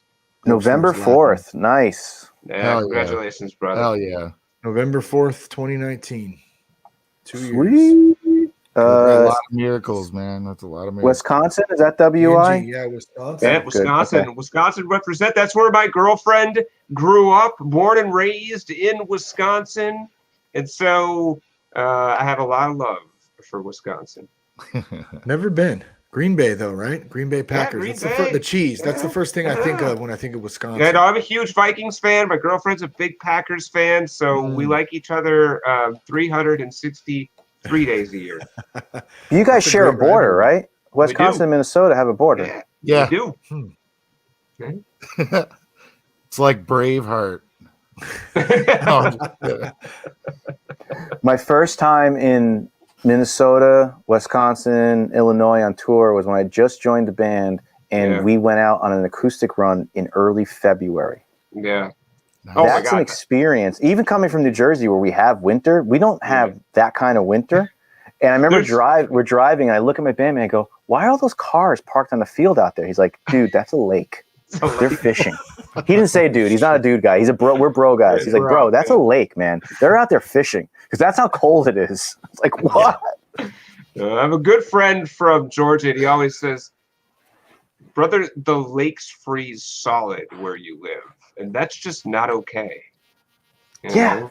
If your car breaks down far enough away from the gas station, you could die in the winter. That's life and death here in Minnesota, right? Denver, us California folk out here, we're like, "Oh, it's 65. Grab your jacket. It's cold out." Chilly. Dude, I'd be wearing shorts, We're bro. wearing shorts. It's hot. I would be wearing shorts. Yeah, it's crazy, man. And I'm down south right now before we head back up north. And today, in mid-November, it was 86 degrees today. Unbelievable. I mean, that was like abnormally hot today, but I'm talking 8 in the morning. It was like the middle of August here. That's crazy. It's November. Yeah, it's super crazy, but it does dip down a little bit. It has been lately into the 60s, and everyone here's like, "Oh, it's cold." And then it rains, and nobody knows how to drive because you got a little rain. A little different than Wisconsin and Minnesota, and probably even Jersey as well. Just a little bit. Jersey, we learn about winter. We just don't have it as long, and maybe it doesn't plummet into sub-zero as deep Arctic. That guy in Denver. Yeah. Denver, Colorado. We got Denver, Colorado. Mile high. Every time I've been to Colorado, I almost didn't leave. I love Colorado. It's a great place. Mm-hmm. We got snow today too, Angie. We did too a little bit, but same thing. Melted right away. Yeah. So just a quick little time. It's a nuisance check snow. Here. It's 6:30 my time, 9:30. Yeah. I think what's the time check? You guys want to go until 7, or you want to go to the hour? Or what do you guys? Whatever. Yeah, we can go to the hour if you want. Yeah, let's go till 7. We'll just plan on that, and I'll give us a time check about 5 till, and then we can start to wrap it up. Sweet. All right. I'm just checking these comments again to make sure I'm not missing questions. I love it. Yeah, I love getting some comments and questions. We've got This is fun, man. This is really cool. And one of the things like that the we talk shirt. about, you guys, we talk about winter, and we talk about how crazy winters in Minnesota and Wisconsin get. One of the things that's really hard is we don't get a lot of light in the winter, and that can really affect your mood, right? And many people in the Midwest, especially upper Midwest, Minnesota, but everywhere, can suffer from seasonal depression and seasonal affective disorder, which, combined with the holidays and post-holiday sort of glum, that could be a difficult deal, right? And to navigate. So maybe you guys have some experience around managing and dealing with some of that, winter blues and seasonal depression, huh? Yeah, I don't know. Like for me, I know that early in my recovery, and then before I ever found recovery, it's when I had burned so many bridges, like nobody would, like I was always alone on the holidays for quite a few years, and man, it was like my life was lonely, dude. Don't get me wrong, my life was, but for some new layer of like, I'm supposed to have loved ones, right? Or I'm supposed to. So now you're like shooting all over yourself about what you should have as opposed to what you do have. And you start feeling sorry for yourself and sit in the pity pot. And so it would really, like, the holidays would really magnify my already negative feelings. And then when I first started getting clean, you know, it was like I put some time together. I was starting to struggle with like feelings of entitlement, you know, like people should be forgiving me and thinking that, you know, everything should be hunky dory because I was clean for a little bit, you know, and unfortunately that was just part of the process in the beginning. You know, I had to make, you know, but that goes back to what we were just talking about too, with the if you don't have somewhere to go for the holidays type thing, like that's where that recovery community really saved my butt. They got in, like, I created my own family, I created my own, you know, network of people that I was able to celebrate those things with, so I didn't have to be alone. And then I would listen to their stories, which took me out of my own head, my own little personal narrative, my own like pity pot story that I was telling myself. So win-win, you know. Absolutely. I think about when we're dealing with these kinds of external factors that, you know, this seasonal depression that certainly I suffer from, right?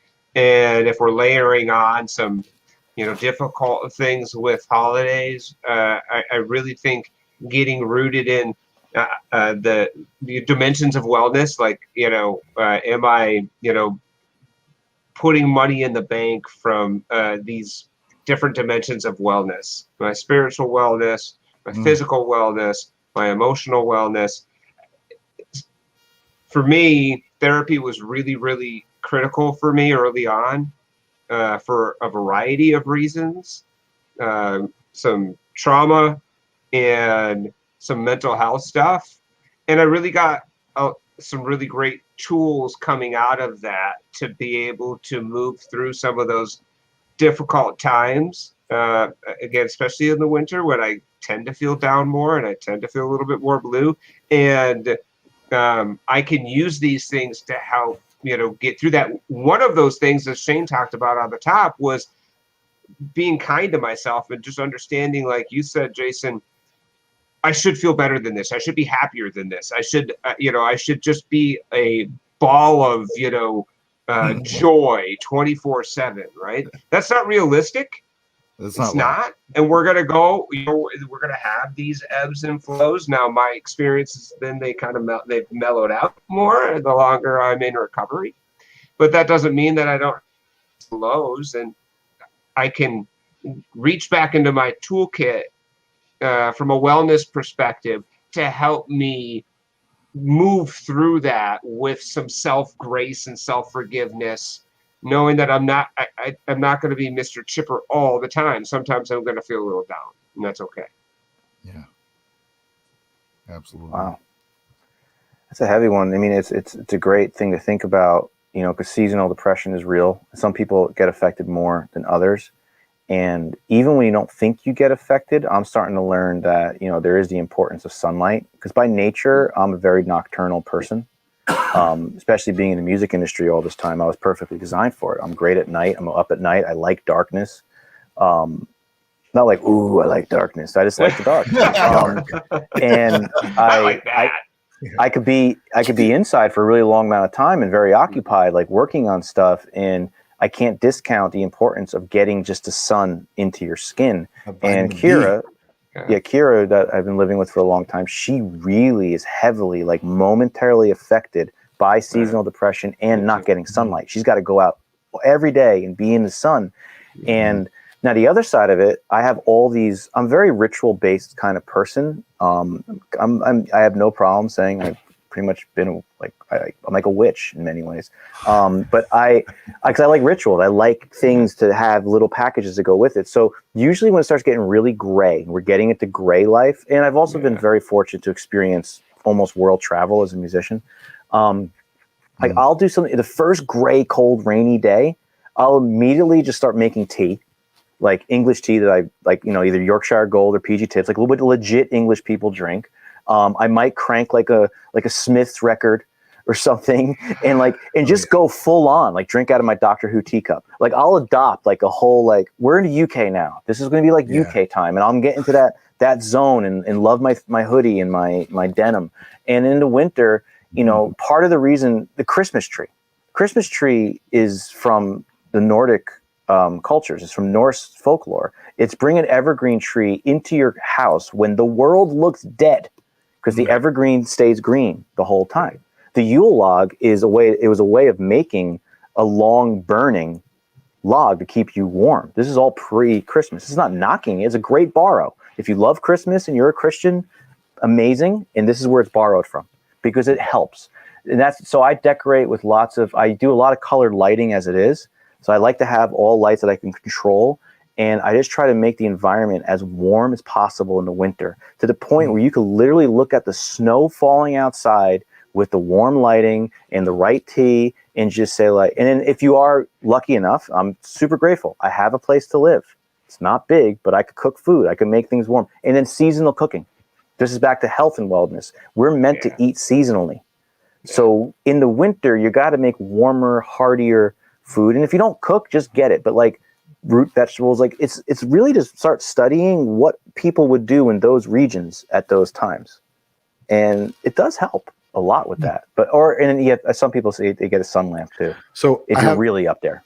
I have a question since we're on this topic, and if anyone feels like they'd like to answer this. When you mentioned the Smiths, I love music, so that's how it came up. If I had to pick, like on those gloomy days, and I got to be careful. My wife will always remind me, like, what is your go-to music that you're going to put on? For me, it's Portishead, and my wife will like just go, "What?" She'll give me a little. Not that she doesn't like Portishead, but she knows it's just in this. There's a certain mood and a way it's got to be. What about for you guys? Oh, dude, I love you now, because that's my shit. But I was thinking, if I'm thinking more like depressed, like if I'm, because I don't know, I was thinking about like sometimes when I'm depressed, I just, because Static was talking about just going into this one zone, right? Yeah. Like for me, that reminded me of like when I get depressed, sometimes I just have to, and I learned this in therapy, I have to like be able to just sit in that feeling, right? And like experience it so then I can move through it, right? But if I'm in that zone, The Cure, Wish, and about 20 candles, and I'll just cry a lot.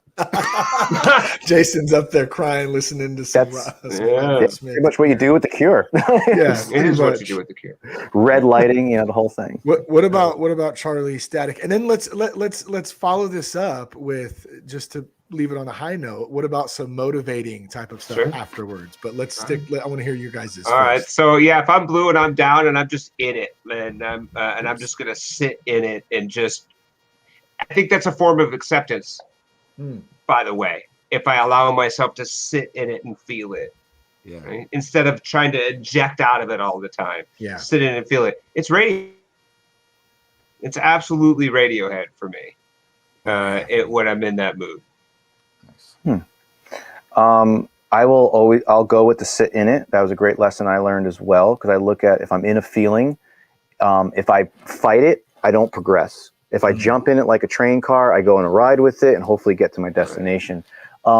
Music when I'm down, that's a funny one, because I usually, if I'm feeling down and I'm in it, since I'm the person who spent most of my life creating music, and the band I was in and the kind of sound I have is resembling of Depeche Mode and The Cure and darker stuff like that, and we use it as a filter to bring light, I won't gravitate towards that in sobriety. When I wasn't sober and I wanted to fucking be in it the wrong way, I would do that. I would like light it all up. But I'll try to push myself away from it. And I want something with a little more of a groove. So if I'm like kind of down, it's usually towards anger, I'll go heavier with music. But most of the time, if I'm feeling like I need to kind of have that, I don't want to use the word opiate, not the right place for that, but that kind of serene feeling, I'll go with really old records, like Edith Piaf, old Dean Martin, like just kind of croonery. that I'll get into that zone a lot, because that's not where, because I won't bring the stuff that I love into my downer. I do love that stuff, but I won't go down with that. That makes sense. You separate it. I like it. Or I'll jump right out of it. And you put on like Freedom from he died recently too. It was awful. The lead singer of Wham. I'm not George sure. Michael. Oh, I have one all of my these songs to put you in a good mood. Like I have a good mood list for that. Oh yeah. This song, because I'm big into Christmas, right? I already started listening to Christmas music. Oh, what's that? Right on. You're that guy. You were that guy. I love it. I just love it. Love Yeah, the November Christmas 1st, music. you were cranking it, right? Yeah, you had your 1st, Santa hat on. That's right. And there's a song by Wham, and it reminds me of like Last when Christmas. I used to work in an old department store, because it's just that Christmas song. So okay, so speaking of that, let me bring this next one up. What music motivates you or brings positivity to you? What music motivates you or brings positivity to you? We said the down. What's the up? Right. I'm gonna jump on this one. Motivate for me is like, it's always to me, it's like this like X-Wing Jedi mode. So that's usually one of them. My favorite one is to put on the Ultra record from Depeche Mode. And there's something about the way they lock in the groove to the ambience, because it could be serious, it could be solemn, but Depeche Mode really focuses on that pocket and groove in their solemn music. So I look at it as being more like meditative and focused music. Wow. I'll jump in. I love some reggae, and I'll go all down different tracks from Peter Tosh to Stick Figure, even some Sublime. Man, gotta love that West Coast Long Beach sound. And the reggae just does something for me and puts me in a good mood. It puts me in a relaxed mood. Just really allows me to kind of chill out. And that's a tough one too, because I think you guys probably are similar in this. Different moods require different sounds, and it just depends how it is on any given day. It could be hip hop, like Static's been playing some great hip hop coming into our mastermind group, man. Some what's his name from Gangstar? I'm drawing a blank. Guru? Guru, yes, I love. Man, when did I put Guru on? Well, you like Guru? Okay, yeah, I didn't put Guru on yet. But it just kind of reminded me of that vibe that I think it was not this week, but last week, of just that. It's like jazzy, just hip hop, man. I love that style too. Oh yeah. Yeah. And for me, it's definitely in the ska punk vein. That music, man, always gets me in a tremendous mood. Like, it's just infectious. And I'm bouncing down the street with my recovery dog Louie, singing like the mighty mighty boss tones at the top of my lungs, and people are looking at me like I definitely relapsed, which I not. So that's my jam. Man.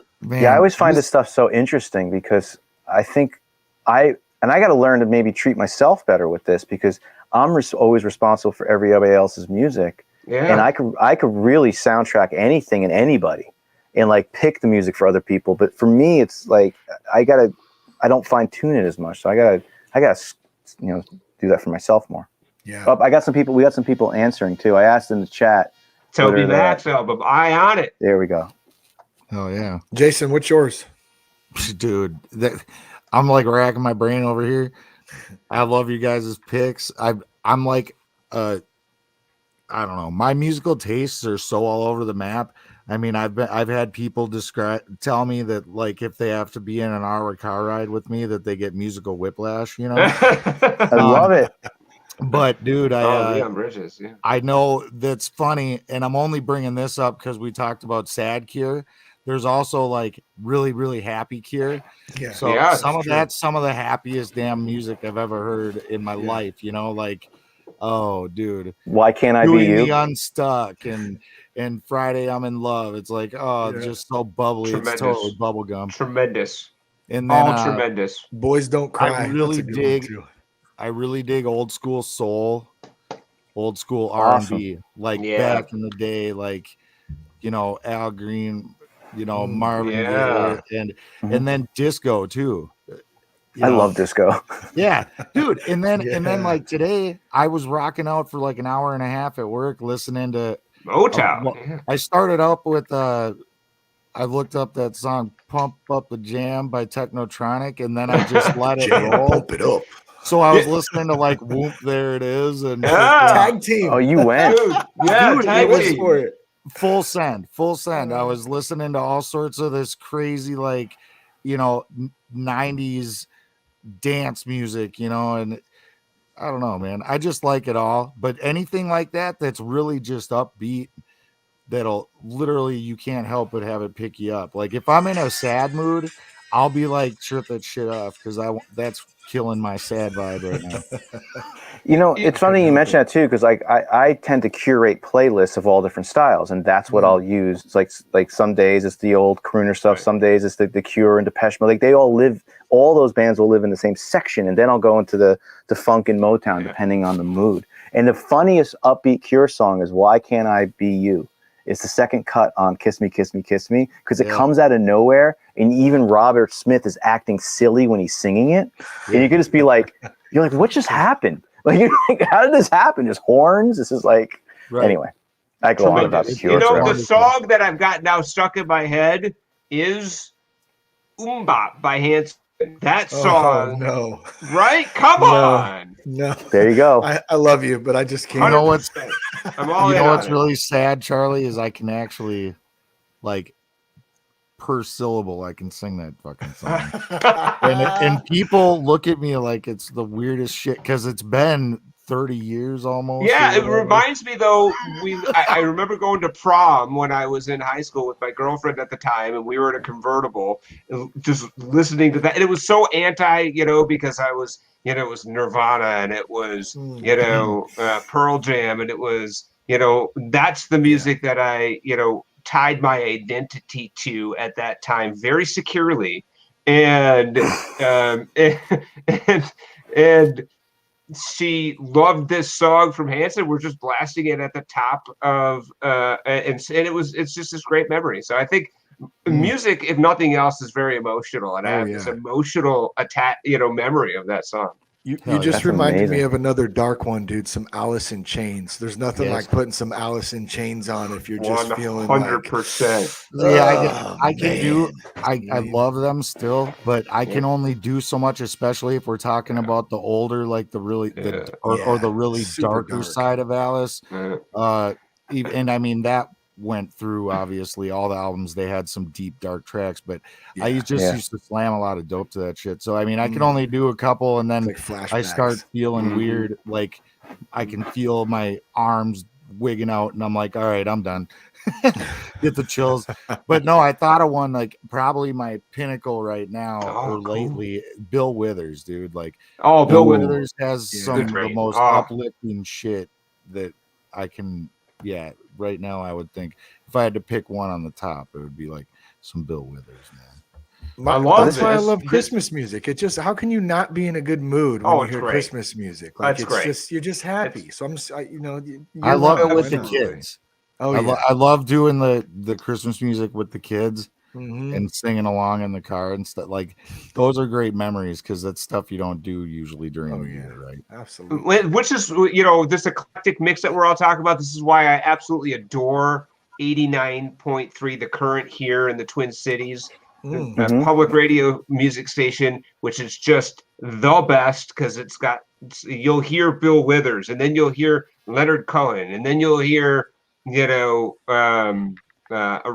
Franklin, and then you'll hear Leon Bridges, and you'll hear everything in between, The Cure, and it's just such a great eclectic mix. You get all of it. Yeah, they don't bow down to any genre on that channel. That's for sure. That guy's mentioning some cool stuff right now. Yeah, and I see that. This is a Superman, and so I actually, part of what I do, I mean, I still do music full time, but I also, last few years, I work with at-risk youth programs and all these different youth clubhouses all over the New York area. And we work with 2 indigenous tribes. We work with the Shinnecock tribe in Long Island, and we work with the Mohawks up in near Messina, New York. Their place is amazing, because they're actually in Messina, New York, Ontario, and Montreal. So when you're inside, you can actually jump from border to border and nobody gets mad at you.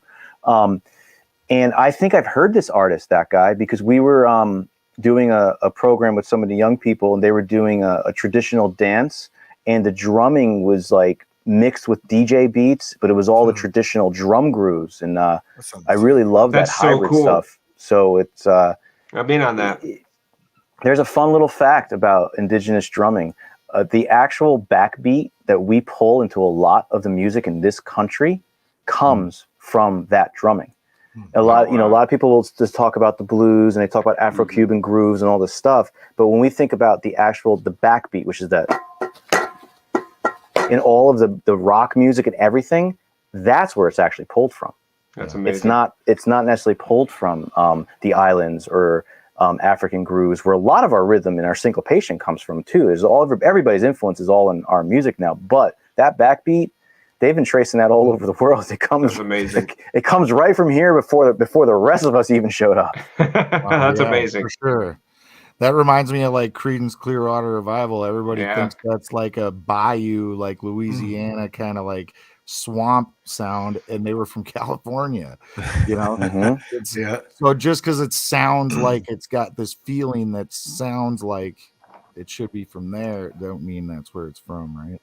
And everything borrows. I'm just a big proponent, and people should really reveal their influences and learn where their things come from. And when you borrow something artistically, please remind people who brought it first, and appreciate everybody's ancestors, because we all have ancestors one way or another.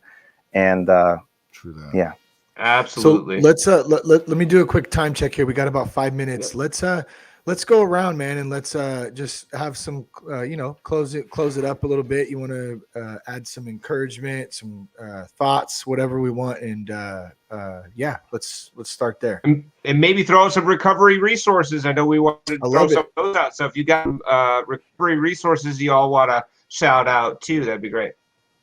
Yeah. I guess I'll just say this, man. I am grateful to have found a new way to live, and I'm grateful to be a part of this show. Anybody who's listening to this now, or if you watch it in the future, I just want you to know, like, you're not alone, even if you think you are. And I'm very easy to find, like super easy to find. You see my name right there. Jason Rudin. I'm on all the socials. You can find me, no problem. And I try to be available. So if you need someone to talk to, you need anything, man, just let me know, because we do this together. Somebody did it for me. I wouldn't be here if it wasn't for a bunch of other people that were selfless. So I would try to be available to people if they need help. So just want to let you guys know you are not alone. If you need help, hit me up. It's good, man. At Fear is a Liar. You can see the ticker down there, guys. We'll leave all these. You can see them as well to follow on. That's an amazing tag too. Fear is a liar. That is awesome. I was typing it today. I'm like, this is awesome. It is tremendous. Oh, thanks. I'll go. So I could list gratitude all day, but I want to point out a big piece of gratitude I've had this past since March 2020 is for recovery to find a foothold in technology even further. Zoom, Clubhouse, because it's bringing us together that we might have not ever met. And this ties into, like, what do we do when we're alone? I have at least a dozen alcoholics and addicts that I could just text, be like, yo, you want to jump on Zoom, and call impromptu hangs. Technology in this aspect has been so amazing to bring recovery to a new level. And I'm so grateful for it, because it elevated my program. It brought me closer to people. I'm just everything that's happening amazing in my life now is because of recovery and how it expanded in this format. People could talk about the pandemic. There's things that definitely bad happened during all this. But I have to be grateful that all the greatest things in my life so far somehow have happened these past 2 years. So I'll leave it this way. Oh, it's resources. Yes, my name is also cruising there. I recover very out loud on my social media Instagram account, which is the Static is Noise one. Oh, if you want to know more about how I got sober or people to meet, if you're new in this, please just hit me there, and I'll connect you to whoever I can connect you to. Shane and I have a Clubhouse group on Mondays, noon East Coast time. I guess that's 9 a.m. West Coast time, and everybody else could do their math in the rest of the world. And we talk about recovery there. It's not as strict as going to a traditional meeting. It's a nice way to get a buffet of recovery and a little taste test. And yeah, I'm always here to talk. I'm with that vibe. You need it. I'm here to talk about it. So find me on the socials. Oh, absolutely. I'll jump in. For me, people to know that meaningful and enduring recovery is absolutely possible. It's not always perfect, but it is absolutely worth it. And recovering out loud allows us to tell other people that it's possible. And our stories matter. They matter so much. Your story is going to hit people that my story never will, which is why we share so many of your stories on our podcast. And then Shane does the same thing, right? We're sharing these stories because they're meant to hit people in a way that ours can't, right? So just know that recovering out loud makes a huge difference in people's lives. And that's how we identify, connect, and realize that we're not alone, and that meaningful recovery is absolutely possible and 100% worth it. The resource I'd shout out to is Transitions Daily. You go to dailyaaemails.com. There's just a ton of resources there. You can sign up for daily emails. That'll give you all the meditations. There's online 12-step groups. There's just a plethora of resources out there for you at dailyaaemails.com. And be blessed and be well, everybody. Yeah, good stuff, man. I love it. And folks could obviously find the podcast, right? The Way Out podcast on iTunes, Spotify, any of the major platforms, right? Right. Yeah. Indeed. And also, like, as far as resources go, I didn't name any because I know way too many. So if you want to know about resources, again, just hit me up. Yeah. Well, I'll kind of tie it up here, and then we'll get on our way for tonight. I just want to thank you guys for being here tonight, gentlemen. It's been awesome just to hang out and just have some fun, man. Like, I think this is such a great example of being able on a Friday night, for a couple of hours, get together, and just conversate, chat, talk, and have some fun, and in the process be of service as well. I'll kind of piggyback on some of the resources too. Transitions Daily is great. There's so many resources there. I'd highly recommend that one. You can also go to thatsoberguy.com. We have a bunch of resources there. If you go to thatsoberguy.com/meetings, we have a bunch of meetings there. And then Static and I, like Static mentioned, we have our Monday Clubhouse meeting at 9 a.m. Pacific, 12 p.m. Eastern time. And man, just like Charlie said, you matter, your stories matter. We're all in this together. And when we come together and we talk about it and we share with each other, man, there's just such strength in that. So, just remember, if anyone's struggling, don't give up, man. We only lose when we give up. When we keep going and we keep trying and we keep doing the best we can do, man, that's when good things happen. God works. And I love it, man. Thank you so much for the opportunity to do this today, guys. Totally. This is tremendous. It's been awesome meeting you dudes, man. Yeah. Static and Shane, man. It's been a pleasure. This has been amazing. I've known this guy forever. and hopefully, this was kind of like our first run at this, and we're just kind of learning as we go. And maybe, hopefully in the future, we'll be able to do something, another thing like it. And we just get a little better each time. So I love it. Yeah, I'm going to definitely learn how to comment on this. and absolutely, I'll echo what everybody else said. Absolutely reach out to me. And if there's anything I love to do, it's talk recovery. So. Amen. Love it. I'm going to eat some tacos, man. Me too. My family's bringing me home Sancho's tacos right now, so I'm excited. Color me jealous. Color me jealous. I'm so hungry. So good. Comfort my sick Bye, son, everybody. man. Be well. All right, fellas. Much love, guys. See you guys later. Later.